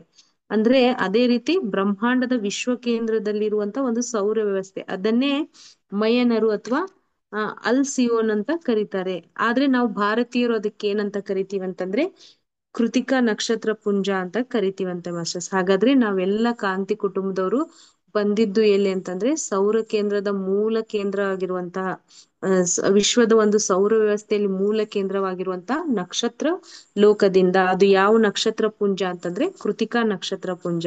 ಅಂದ್ರೆ ಮೊನ್ನೆ ಇಂಟ್ರೊಡಕ್ಷನ್ ಅಲ್ಲಿ ಹೇಳಿದ್ರಲ್ಲ ಮಾಸ್ಟರ್ಸ್, ನಾವು ವೃಷಭ ರಾಶಿಯ ಕೃತಿಕಾ ನಕ್ಷತ್ರ ಪುಂಜದಿಂದ ನಾವೆಲ್ಲರೂ ಬಂದಿದೀವಿ. ಅದೇನಂತಂದ್ರೆ ಅಲ್ಲಿ ಮುಖ್ಯ ಉದ್ದೇಶ ಆ ಸೂರ್ಯನಲ್ಲಿ ಕಾಂತಿ ಇರುತ್ತದಲ್ಲ, ಆ ಬ್ರಹ್ಮಾಂಡದಲ್ಲಿ ಕಾಂತಿ ಇದೆಯಲ್ಲ, ಆ ಜ್ಞಾನವನ್ನ ನಾವು ತೆಗೆದುಕೊಂಡು ಇಲ್ಲಿ ಹಂಚಲಿಕ್ಕೋಸ್ಕರ ಬಂದಿದೀವಿ. ಅದನ್ನ ಆಲ್ರೆಡಿ ನಮ್ಗೆ ಅದರಲ್ಲಿ ಟ್ರೈನಿಂಗ್ ಕೊಟ್ಟು ಕಳಿಸ್ಬಿಟ್ಟಿದ್ದಾರೆ. ಅದನ್ನ ನಾವ್ ಯಾವ ರೀತಿ ಭೂಮಿ ಮೇಲೆ ಹಂಚ್ಬೇಕು, ಅದನ್ನ ನಾವ್ ಯಾವ ರೀತಿ ಅದನ್ನ ಬೋಧನೆ ಮಾಡ್ಬೇಕು, ನಮ್ಮಲ್ಲಿ ಅಳವಡಿಸ್ಕೋಬೇಕಂತಂದ್ರೆ ಮುಖ್ಯವಾಗಿ ನಮ್ಗೆ ಏನಿರ್ಬೇಕು, ಆ ಸ್ವಾರ್ಥ ಮನೋಭಾವನೆ ಇರಬಾರ್ದು. ಅದ್ರ ಜೊತೆಗೆ ನಾವು ನಮ್ಮ ಸ್ವಂತಿಕೆಯನ್ನ ದೊಡ್ಡಸ್ತಿಕೆಯನ್ನ ಅದರಲ್ಲಿ ತೋರಿಸಬಾರ್ದು. ಎಲ್ಲವನ್ನ ಸಮನಾಗಿ ಸ್ವೀಕರಿಸಬೇಕು. ನಾವ್ ಇನ್ನು ಏನಂತಂದ್ರೆ ಎಷ್ಟು ಇನ್ನೇನು ಬೆಳಕು ಬರುತ್ತೆ ಅನ್ನುವಂತ ಸ್ಥಿತಿಯಲ್ಲಿ ಇದೀವಿ, ಇನ್ನು ದೂರ ಇಲ್ಲ ಅಂತ ಆ ಸಮಯ ಅಂತ ಅವರು ಹೇಳ್ತಿದ್ದಾರೆ ಮಾಸ್ಟರ್ಸ್. ಆ ಸಮಾಚಾರ ಜ್ಞಾನವನ್ನು ಚೈತನ್ಯ ಕೇಂದ್ರದಿಂದ ಹೊಂದುವ ಸಾಮರ್ಥ್ಯವು ನಿಮಗಿದೆ. ಒಂದು ಯೋಜನೆ ಪ್ರಕಾರ, ಈ ಪ್ರಣಾಳಿಕೆ ಪ್ರಕಾರವೇ ನೀವು ಪ್ರಯಾಣಿಸುತ್ತಿದ್ದೀರಿ. ಅಂದ್ರೆ ಮಾಸ್ಟರ್ಸ್, ಆ ಜ್ಞಾನ ಸಮಾಚಾರವನ್ನ ನಾವು ನಮಗೆ ಬೇಕಾದ ಹಾಗೆ, ಏನೋಪ್ಪ ನಮ್ಗೆ ಈ ಟೈಮ್ದಲ್ಲಿ ಹೇಳ್ಬೇಕು ಅನ್ಸ್ತಿದೆ ಹೇಳ್ತಿದೀವಿ, ಇನ್ನೊಂದ್ ಟೈಮ್ ನಲ್ಲಿ ಕುಳ್ತಿದೀವಿ ಅಂತ ನಮ್ಗೆ ಅನಿಸ್ತಿರುತ್ತೆ. ಆದ್ರೆ ಅದೇನಂತಂದ್ರೆ ಆ ಪ್ರಣಾಳಿಕೆ, ಆ ಅಜೆಂಡಾ ಅನ್ನೋದು ಅದೇ ರೀತಿ ತಯಾರಾಗಿದೆ. ಅದನ್ನ ನಾವು ಇದೇ ಸಮಯದಲ್ಲಿ ಹೇಳ್ಬೇಕು, ಇವ್ರಿಗೆ ಹೇಳ್ಬೇಕು ಅನ್ನೋದನ್ನ ನಾವು ಆ ಏನೊಂದ್ ಪ್ಲಾನ್ ಅಲ್ಲಿ ಬಂದಿದೀವಲ್ಲ, ಅದೇ ಇಲ್ಲಿ ನಡೀತಾ ಇದೆ ಹೊರತು ಅದ್ರಲ್ಲಿ ನೀವು ಜಸ್ಟ್ ಅಲ್ಲಿ ಏನಂತಂದ್ರೆ ಪ್ರಯಾಣಿಸ್ತಾ ಇದ್ದೀರಿ, ಅದೆಲ್ಲ ಕರೆಕ್ಟ್ ಆಗೇ ನಡೀತಾ ಇದೆ ಅಂತ ಅವರು ಹೇಳ್ತಿದ್ದಾರೆ ಮಾಸ್ಟರ್ಸ್. ಸಮಾಚಾರ ಸಮೀಕರಣದಲ್ಲಿ ನೀವು ನಿಷ್ಠಾತರು. ಅಸಾಮಾನ್ಯವಾದ ವ್ಯಕ್ತಿತ್ವ ನಿಮ್ಮದು. ಜ್ಞಾನವನ್ನು ಸ್ವೀಕರಿಸುತ್ತಾ ವ್ಯವಸ್ಥೆಗಳನ್ನು ಪರಿವರ್ತಿಸುವುದೇ ನಿಮ್ಮ ಕರ್ತವ್ಯ. ಮಾಸ್ಟರ್ಸ್ ಅವ್ರು ಹೇಳ್ತಿದ್ದಾರೆ, ನಿಮ್ಮ ವ್ಯಕ್ತಿತ್ವ ಅಗಾಧವಾದದ್ದು, ನಿಮ್ಮ ಜ್ಞಾನ ಅಗಾಧವಾದದ್ದು. ನೀವು ಏನ್ ಮಾಡ್ಬೋದು ಅಂತಂದ್ರೆ ನಿಮ್ಗೆ ಆ ಒಂದು ಜ್ಞಾನ ವ್ಯವಸ್ಥೆಯನ್ನ ಸ್ವೀಕರಿಸಿ ಹಳೆಯ ಎಷ್ಟೋ ವ್ಯವಸ್ಥೆಗಳನ್ನ ನೀವ್ ಏನ್ ಮಾಡ್ಬೋದು ಅಂತಂದ್ರೆ ದೂರ ಕಳಿಸಿ ಪರಿವರ್ತನೆ ಮಾಡಬಹುದು. ಯಾರಿಗೂ ಪ್ರವೇಶ ಲಭಿಸದ ಜಾಗಗಳಿಗೆ ನೀವು ತೂರಾಡುತ್ತಾ ಹೋಗಬಲ್ಲಿರಿ. ಬಹುಮುಖ ಪರಿಣಾಮಗಳ ಅಂಶಗಳಾಗಿ ನಿಮ್ಮನ್ನು ವಿಭಜಿಸಿಕೊಂಡು ಆ ಭಿನ್ನ ಅಂಶಗಳಿಂದ ಎಲ್ಲ ವ್ಯವಸ್ಥೆಗಳಲ್ಲಿಯೂ ಪ್ರವೇಶಿಸಿರಿ, ಅವುಗಳನ್ನು ಪ್ರಭಾವಿಸಿ ಪರಿವರ್ತಿಸುತ್ತಾ ಇದ್ದೀರಿ. ತಪ್ಪದೇ ವಿಜಯವನ್ನು ಹೊಂದುತ್ತೀರಿ ಎಂದು ನಮಗೆ ಗೊತ್ತು. ಮಾಸ್ಟರ್ಸ್ ಅವ್ರು ಹೇಳ್ತಿದ್ದಾರೆ, ಎಷ್ಟೋ ಬೇರೆ ಬೇರೆ ಲೋಕದವರಿಗೆ ಕೂಡ ಅಲ್ಲಿ ಹೋಗಿ ಆ ಜ್ಞಾನವನ್ನ ಬೋಧನೆ ಮಾಡದಕ್ಕೆ ಆಗದೆ ಇದ್ದಂತಹ ಪ್ರದೇಶಗಳಿಗೆ ನೀವು ಈಸಿಯಾಗಿ ಹೋಗಿ ತಲುಪಿಸ್ತೀರಿ. ನಿಮಗೆ ಕೊಟ್ಟಂತಹ ಜ್ಞಾನವನ್ನ ಅಲ್ಲಿ ಖಂಡಿತವಾಗಿ ಹರಡ್ತಾ ಇದ್ದೀರಿ. ಆ ಒಂದು ಶಿಸ್ತಿನಿಂದ ನೀವ್ ಏನ್ ಮಾಡ್ತಾ ಇದ್ದೀರಿ ಅಂತಂದ್ರೆ ಈ ವ್ಯವಸ್ಥೆಯಲ್ಲಿ ಪ್ರವೇಶ ಮಾಡಿ ನಿಮ್ಮ ಪ್ರಭಾವವನ್ನ, ಆ ವಿದ್ಯೆಯನ್ನ ನೀವು ಅವ್ರಿಗೆ ಹೇಳ್ತಾ ಇದ್ದೀರಿ. ನಿಜವಾಗ್ಲೂ ಇದರಲ್ಲಿ ನೀವು ಸಕ್ಸಸ್ಫುಲ್ ಆಗ್ತೀರಿ ಅಂತ ನಮ್ಗೆ ಗೊತ್ತು ಅಂತ ಅವರು ಹೇಳ್ತಿದ್ದಾರೆ ಮಾಸ್ಟರ್ಸ್. ಎಷ್ಟೋ ಜನ್ಮಗಳ ಅನುಭವಗಳು ಎಷ್ಟೋ ಸಾವಿರ ವರ್ಷಗಳಲ್ಲಿ ನಿಮಗೆ ಲಭಿಸಿವೆ. ಒಂದು ವ್ಯವಸ್ಥೆಯನ್ನು ಪುನರ್ ನಿರ್ಮಾಣ ಮಾಡುವ ಅವಕಾಶ ನಿಮಗೆ ಲಭಿಸಬೇಕೆಂದು ಆ ಪ್ರಯತ್ನಕ್ಕೆ ನೀವೇ ತಕ್ಕವರೆಂದು ನಿಮಗೆ ತಿಳಿದಿದೆ. ಮಾಸ್ಟರ್ಸ್, ಅದಾಗಿ ಅವ್ರು ನಮ್ಗೆ ಹೇಳ್ತಾ ಇದ್ದಾರೆ, ನೀವು ಸುಮ್ನೆ ಸೆಲೆಕ್ಟ್ ಆಗಿ ಬಂದಿಲ್ಲ, ನೀವು ಕೂಡ ಏನ್ ಮಾಡಿದಿರಿ ಅಂತಂದ್ರೆ ಸಾವಿರಾರು ವರ್ಷಗಳಲ್ಲಿ ಸಾವಿರಾರು ಜನ್ಮಗಳನ್ನ ನೀವು ತೆಗೆದುಕೊಂಡಿದ್ದೀರಿ. ಅಲ್ಲಿ ನಿಮ್ಗೆ ಸಂಪೂರ್ಣವಾದ ಒಂದು ಅನುಭವದ ಕನಜವೇ, ನಿಮ್ಗೆ ಜ್ಞಾನವೇ ಲಭಿಸ್ಬಿಟ್ಟಿದೆ. ಹಾಗಾಗಿ ನೀವೇನಂತಂದ್ರೆ ಈ ಒಂದು ಪುನರ್ ವ್ಯವಸ್ಥೆ ಮಾಡ್ಬೇಕಲ್ಲ ಭೂಮಿ ಮೇಲೆ, ಇಲ್ಲಿರುವಂತಹ ಹಳೆಯ ಒಂದು ಫ್ರೀಕ್ವೆನ್ಸಿ ಮಟ್ಟದಲ್ಲಿ ಏನ್ ಜನರು ಜೀವಿಸ್ತಿದೀವಲ್ಲ, ನಿಜವಾಗ್ಲೂ ನಾವು ಕಷ್ಟಪಟ್ಟೆ ಮುಂದ್ ಬರ್ಬೇಕು. ನಮ್ ಜೀವನ ಇಷ್ಟೇ ಅಂತ ಅನ್ಕೊಂಡು ಆ ಒಂದು ತಮ್ಗ್ ಲಿಮಿಟ್ಸ್ ಅನ್ನ ಹಾಕೊಂಡ್ ಬದುಕೊಳ್ತಾ ಇದಾರಲ್ಲ, ಅವ್ರಿಗೆ ಆ ಒಂದು ಹೊಸ ವ್ಯವಸ್ಥೆಗೆ ಶಿಫ್ಟ್ ಮಾಡೋದು ಇಲ್ಲ. ನಾವು ಯಾವಾಗ್ಲೂ ಕಷ್ಟ ಪಡದೆ ಕೇವಲ ಆನಂದ ಸ್ಥಿತಿಯಲ್ಲಿರೋದೇ ನಮ್ ನಿಜವಾದ ಗುಣ. ನಮ್ಮದ್ದು ಮತ್ತೆ ನಾವೇ ಸ್ವಾರ್ಥಕ್ಕಾಗಿ ಜ್ಞಾನವನ್ನ ಗಳಿಸೋದಲ್ಲ, ಆ ಜ್ಞಾನವನ್ನ ಮತ್ತೊಬ್ಬರಿಗೆ ಹಂಚುವುದೇ ನಿಮ್ಮ ಗುಣ ಅದ್ರ ಜೊತೆಗೆ ನಾವು ವೀಕ್ನೆಸ್ ಅಂತ ಅನ್ಕೊಂತೀವಲ್ಲ, ನಾವು ನಿಜವಾಗ್ಲೂ ವೀಕ್ನೆಸ್ ಅಲ್ಲ. ಎಷ್ಟೋ ಸಾವಿರ ಜನ್ಮಗಳಲ್ಲಿ ನಾವು ಟ್ರೈನಿಂಗ್ ತೆಗೆದುಕೊಂಡಿದ್ವಿ. ಯಾವ ವಿಷಯ ಎಲ್ಲಾ ಅನುಭವಗಳು ನಮ್ಗಿದಾವೆ. ಪ್ರತಿಯೊಂದು ಆತ್ಮದ ಅಭಿವೃದ್ಧಿಯಲ್ಲಿ ಬರುವಂತ ಸಮಸ್ಯೆಗಳ ಪರಿಹಾರಗಳು ನಮ್ಮಲ್ಲಿದಾವೆ. ಇದಕ್ಕೆ ನಾವೇ ತಕ್ಕವರು ಅಂತ ನಮಗ್ ಗೊತ್ತಾಗಿ ನಾವು ಈ ಭೂಮಿಗೆ ನಾವು ಕೂಡ ಇದನ್ನ ಭೂಮಿಯ ವ್ಯವಸ್ಥೆ ಏನಿದೆಯಲ್ಲ, ಜನರು ದುಃಖದಲ್ಲಿದಾರಲ್ಲ ಅದನ್ ಬಿಟ್ಟು ಅವ್ರು ಆನಂದ ಸ್ಥಿತಿಗೆ ತಲುಪುವ ಹಾಗೆ ಮಾಡೇ ಮಾಡ್ತೀವಿ. ಅವ್ರೇನ್ ತಮ್ಮನ್ನ ಬಲಹೀನರು ಅನ್ಕೊಂಡಿದಾರಲ್ಲ, ತಮ್ಮ ಅಂತರ ಶಕ್ತಿಯನ್ನ ನಾವು ಅವ್ರಿಗೆ ತಿಳಿಸ್ತೀವಿ. ಅದ್ರ ಜೊತೆಗೆ ಅವ್ರು ಹೇಳ್ತಿದ್ದಾರೆ, ನಾವೇನು ಇದಕ್ಕೆಲ್ಲ ನಾವು ನಿಜವಾಗ್ಲೂ ರೆಡಿ ಆಗಿ ಬಂದಿದೀವಿ, ಅದಕ್ಕೆ ನೀವೇ ಯೋಗ್ಯವಾದವರು ಅಂತ ಅವರು ಹೇಳ್ತಿದ್ದಾರೆ ಮಾಸ್ಟರ್ಸ್. ಹೊಸ ಹುಮ್ಮಸ್ಸನ್ನು ತರುವ ಕಾಂತಿ ಕುಟುಂಬದವರು ಆ ಮಹತ್ ಕಾರ್ಯವನ್ನು ಒಂದು ಗುಂಪಾಗಿ ಇದ್ದು ಸಾಮೂಹಿಕ ಪ್ರಯತ್ನದಿಂದಲೇ ಸಾಧಿಸುತ್ತಾರೆ. ಒಬ್ಬರಾಗಿ ಆ ಪ್ರಯತ್ನವನ್ನು ಮಾಡಲಾರರು. ಮಾಸ್ಟರ್ಸ್, ಈ ಕಾಂತಿ ಕುಟುಂಬದವರೆಲ್ಲ ನಾವೆಲ್ಲ ಬಂದಿದೀವಲ್ಲ, ಈ ಒಂದು ಪರಿವರ್ತನೆಯನ್ನ ಒಂದು ಗುಂಪಿನಲ್ಲೇ ನಾವು ಸಾಮೂಹಿಕ ಪ್ರಯತ್ನದಿಂದನೇ ಇದನ್ನ ಸಾಧ್ಯ ಮಾಡ್ತೀವಿ ಹೊರತು ಒಬ್ಬೊಬ್ಬರಾಗಿ ಪ್ರಯತ್ನ ಮಾಡಲ್ಲ ಅಂತ ಅವರು ಹೇಳ್ತಿದ್ದಾರೆ ಮಾಸ್ಟರ್ಸ್. ಯಾಕೆ ಅಂತಂದ್ರೆ ಇಲ್ಲಿ ನಾವು 40 ಜನ ಈ ವಿಷಯಗಳನ್ನ ಗುಂಪಾಗಿ ಡಿಸ್ಕಸ್ ಮಾಡ್ತಾ ಇದೀವಿ. ನಾವು ಒಬ್ರಿಗೊಬ್ರ ಮಧ್ಯೆ ಶೇರ್ ಮಾಡ್ಕೊಂತಾ ಇದೀವಿ. ನಾವೇನ್ ಮಾಡ್ತೀವಿ ಅಂತಂದ್ರೆ ಈ ಗುಂಪಿನಲ್ಲಿರುವ ಒಬ್ರಿಗೊಬ್ರು ವಿಷಯನ ಶೇರ್ ಮಾಡ್ಕೊಂಡು ಅದನ್ನ ಖಂಡಿತ ನಾವು ಒಬ್ಬರಿಗೊಬ್ರಿಗೆ ತಿಳಿಸ್ತಾ ಹೋಗ್ತೀವಿ. ಆ ಒಬ್ರು ಮತ್ತೊಬ್ರಿಗೆ ತಿಳಿಸ್ತಾ ಹೋಗ್ತಾರೆ. ಇದನ್ನ ನೀವು ಈ ಗುಂಪಾಗಿ ಮಾಡ್ಕೊಂಡ್ ಬಂದಿದ್ದೀರಿ. ಸರ್ವ ಕಂಪನಗಳ ಪರಿಗ್ರಹಣ ಸಾಮರ್ಥ್ಯವು ಒಬ್ರಿಗೆ ಮಾತ್ರವೇ ಸಾಧ್ಯವಾಗುವುದಿಲ್ಲ. ಎಷ್ಟೋ ಶಕ್ತಿಯಿಂದ ಅದು ಕೂಡಿಕೊಂಡು ಇರುವ ಕೆಲಸವಾಗಿದೆ. ಯಾಕೆ ಅಂತಂದ್ರೆ ಮಾಸ್ಟರ್ಸ್, ಈಗ ನಾನೊಂದು ತರ ವಿಷಯವನ್ನ ಹೇಳಿದ್ನೆ ಅಂತಂದ್ರೆ ಅದನ್ನ ನೀವು ಮತ್ತೊಂದು ವೇಯಲ್ಲಿ ಅರ್ಥ ಮಾಡ್ಕೊಳ್ತೀರಿ. ಅದೇ ರೀತಿ ಇನ್ನೊಬ್ಬರ ಮಾಸ್ಟರ್ಸ್ ಅದನ್ನ ಮತ್ತೊಂದು ರೀತಿಯಲ್ಲಿ ಅರ್ಥ ಮಾಡ್ಕೊತಾರೆ. ಹಾಗಾಗಿ ಆ ವಿಷಯದ ಸಂಪೂರ್ಣ ಪ್ರಕಂಪನೆ ಏನು ಮುಟ್ಬೇಕಲ್ಲ, ಅದನ್ನ ನಾವ್ ಇಲ್ಲಿರೋ ಮಾಸ್ಟರ್ಸ್ ಅದನ್ನ ಒಂದೊಂದು ವೇದಲ್ಲಿ ಅರ್ಥ ಮಾಡ್ಕೊಂಡು ಆ ಸಂಪೂರ್ಣ ಪ್ರಕಂಪನೆಯನ್ನೇ ನಾವೆಲ್ರಿಗೂ ತಲುಪಿಸ್ತೀವಿ. ಅಂದ್ರೆ ಮಾಸ್ಟರ್ಸ್, ಆ ಜ್ಞಾನದ ಸಂಪೂರ್ಣ ತಿರುಳು ಏನಿದೆಯಲ್ಲ, ಅದನ್ನ ನಾವೆಲ್ರೂ ನಮ್ ವೇದಲ್ಲಿ ಒಬ್ಬೊಬ್ಬರಿಗೆ ಒಂದೊಂದು ಹಂಚ್ಕೊಟ್ಬಿಟ್ಟಿದ್ದಾರೆ. ಇದನ್ನ ನೀನ್ ಈ ರೀತಿ ತಿಳಿಸು, ನೀನು ಈ ವಿಷಯವನ್ನೇ ನೀನ್ ಈ ರೀತಿ ತಿಳಿಸು, ಈ ವಿಷಯನ ನೀನು ಈ ರೀತಿ ತಿಳಿಸು ಅಂತ ಹೇಳ್ಬಿಟ್ಟು. ಹೀಗಾಗಿ ಗಣಿತ ಅಂದ ತಕ್ಷಣ ಮಾಸ್ಟರ್ಸ್ ಒಂದು ಎಕ್ಸಾಂಪಲ್ ಹೇಳ್ಬೇಕಂತಂದ್ರೆ, ನಾವು ಗಣಿತವನ್ನ ಕಲಿತೀವಿ ಅನ್ಕೊಂತೀವಿ. ಆ ಗಣಿತದಲ್ಲಿ ಸಂಕಲನ ಇರುತ್ತೆ, ವ್ಯವಕಲನ ಇರುತ್ತೆ, ಗುಣಾಕಾರ ಇರುತ್ತೆ, ಭಾಗಾಕಾರ ಇರುತ್ತೆ. ಹಾಗಾಗಿ ನಾವು ಉಪಯೋಗಿಸೋದು ಸಂಖ್ಯೆಗಳನ್ನೇ. ಅದೇ ಸಂಖ್ಯೆಗಳನ್ನ ಉಪಯೋಗಿಸಿ ನಾವ್ ಇಷ್ಟೆಲ್ಲಾ ಕ್ರಿಯೆಗಳನ್ನ ಮಾಡ್ತೀವಲ್ಲ, ಹಾಗೆ ಆ ಜ್ಞಾನವನ್ನ ಉಪಯೋಗಿಸಿ ಅಂದ್ರೆ ಆ ಸಂಖ್ಯೆ ಅಂತ ಹೇಳ್ಬೋದು, ಆ ಜ್ಞಾನವನ್ನ ನಾವ್ ಎಲ್ರು ನಮ್ದೇ ಆದ ವೇದಲ್ಲಿ ತಿಳಿಸ್ತೀವಿ ಅಂತ ಅವರು ಹೇಳ್ತಿದ್ದಾರೆ ಮಾಸ್ಟರ್ಸ್. ಯಾಕೆ ಅಂತಂದ್ರೆ ಎಲ್ಲಾ ಶಕ್ತಿಯನ್ನ, ಎಲ್ಲಾ ಕಂಪನಗಳನ್ನ ಒಬ್ರಿಂದೇ ಹಂಚ್ಲಿಕ್ಕೆ ಸಾಧ್ಯ ಇಲ್ಲ. ಅದು ಎಷ್ಟೋ ಶಕ್ತಿಯಿಂದ ಕೂಡಿಕೊಂಡು ಮಾಡುವ ಕೆಲಸ ಆಗಿದೆ ಅಂತ ಅವರು ಹೇಳ್ತಿದ್ದಾರೆ. ಅನಂತ ಚೈತನ್ಯದಲ್ಲಿ ಕಾಂತಿಯೂ ಸಹ ಒಂದು ಸಾಮ್ರಾಜ್ಯವೇ ಆಗಿದೆ. ಇನ್ನು ಎಷ್ಟೋ ಸಾಮ್ರಾಜ್ಯಗಳು ಅನಂತ ಚೈತನ್ಯದಲ್ಲಿವೆ. ಕಾಂತಿಯೇ ಪರಮಾವಧಿ. ನಿಮ್ಮ ಪ್ರಯತ್ನಗಳೇ ಮಹತ್ ಕಾರ್ಯಗಳೆಂದು ನೀವೆಂದು ತಿಳಿದುಕೊಳ್ಳಬೇಕಿಲ್ಲ. ನಿಮ್ಮ ಭಾಗದ ಕರ್ತವ್ಯವನ್ನು ನೀವು ಮಾಡಿರಿ.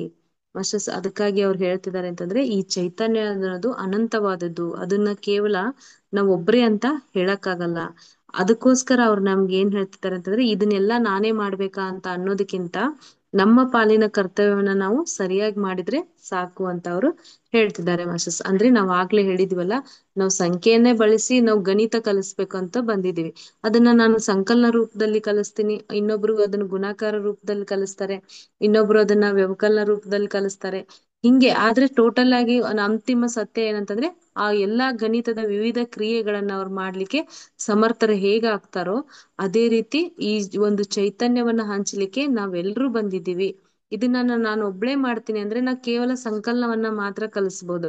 ಆದ್ರೆ ಉಳಿದಂತ ಕ್ರಿಯೆಗಳನ್ನ ಬೇರೆ ಮಾಸ್ಟರ್ಸ್ಗೆ ಹಂಚಿ ಕಳ್ಸಿದಾರಲ್ಲ, ಅವ್ರ ಕ್ರಿಯೆ ಮಾಡಿದಾಗ ಮಾತ್ರ ಗಣಿತ ಸಂಪೂರ್ಣ ಆಗುತ್ತಲ್ಲ. ಅದೇ ರೀತಿ ಅವ್ರು ಏನ್ ಹೇಳ್ತಿದ್ದಾರೆ ಅಂತಂದ್ರೆ, ನೀವ್ ಒಬ್ರೇ ಇದನ್ ಮಾಡ್ಬೇಕು ಅಂತಲ್ಲ, ನಿಮಗ್ ಕೊಟ್ಟಿರುವಂತ ಕೆಲ್ಸವನ್ನ ನೀವು ಸರಿಯಾಗಿ ಮಾಡಿದ್ರೆ ಸಾಕು. ಇತರರ ಕಾರ್ಯಗಳನ್ನು ಮತ್ತೆ ಕೆಲವರು ಮಾಡುತ್ತಾ ಇರುತ್ತಾರೆ.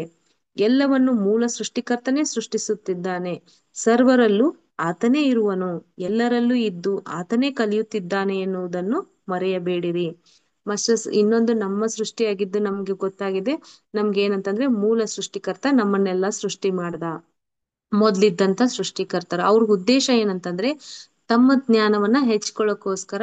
ಈಗ ನಾವು ಮೂಲ ಸೃಷ್ಟಿಕರ್ತಾರೆ, ಯಾಕೆಂತಂದ್ರೆ ಅವನಿಂದ ಬಂದಿದ್ದೀವಲ್ಲ. ಹಾಗಾಗಿ ಅವ್ರು ಏನ್ ಮಾಡಿದ್ದಾರೆ ಅಂತಂದ್ರೆ, ನಮ್ಮನ್ನ ಭೂಮಿ ಕಳಿಸಿ ಆ ಜ್ಞಾನವನ್ನ ನಮ್ಮಿಂದ ತೆಗೆದುಕೊಳ್ಳಿಕ್ಕೆ ಮಾಡ್ತಾ ಇದ್ದಾರೆ. ಹಾಗಾಗಿ ಅವ್ರ ಸೃಷ್ಟಿ ಏನಂತಂದ್ರೆ ಅದಮ್ಯವಾದದ್ದು. ಅವ್ರ ಒಂದು ಈ ಹೇಳಿದ್ವಲ್ಲ ಮಾಸ್ಟರ್ಸ್, ಈ ಒಂದು ಬ್ರಹ್ಮಾಂಡದಲ್ಲಿರೋ ಪ್ರತಿ ಸೃಷ್ಟಿಯು ಅವ್ರದೇ ಆಗಿದ್ರಿಂದ ಇರುವೆ ಜ್ಞಾನನೂ ಕೂಡ ಮತ್ತೆ ಮೂಲ ಸೃಷ್ಟಿಕರ್ತನಿಗೆ ಸೇರುತ್ತೆ. ಒಂದು ಸಸ್ಯದ ಜ್ಞಾನ, ಸಸ್ಯ ಒಂದು ಮರ ಒಂದು ಬೆಳೆದ್ಬಿಟ್ಟು ಭೂಮಿ ಮೇಲೆ ತನ್ನ ಆಯುಷ್ಯ ಇರುವವರೆಗೂ ಇದ್ದು ಏನ್ ಹೋಗುತ್ತಲ್ಲ ಅದ್ರ ಅನುಭವ ಕೂಡ ಆ ಮೂಲ ಸೃಷ್ಟಿಕರ್ತನಿಗೆ ಸೇರುತ್ತೆ.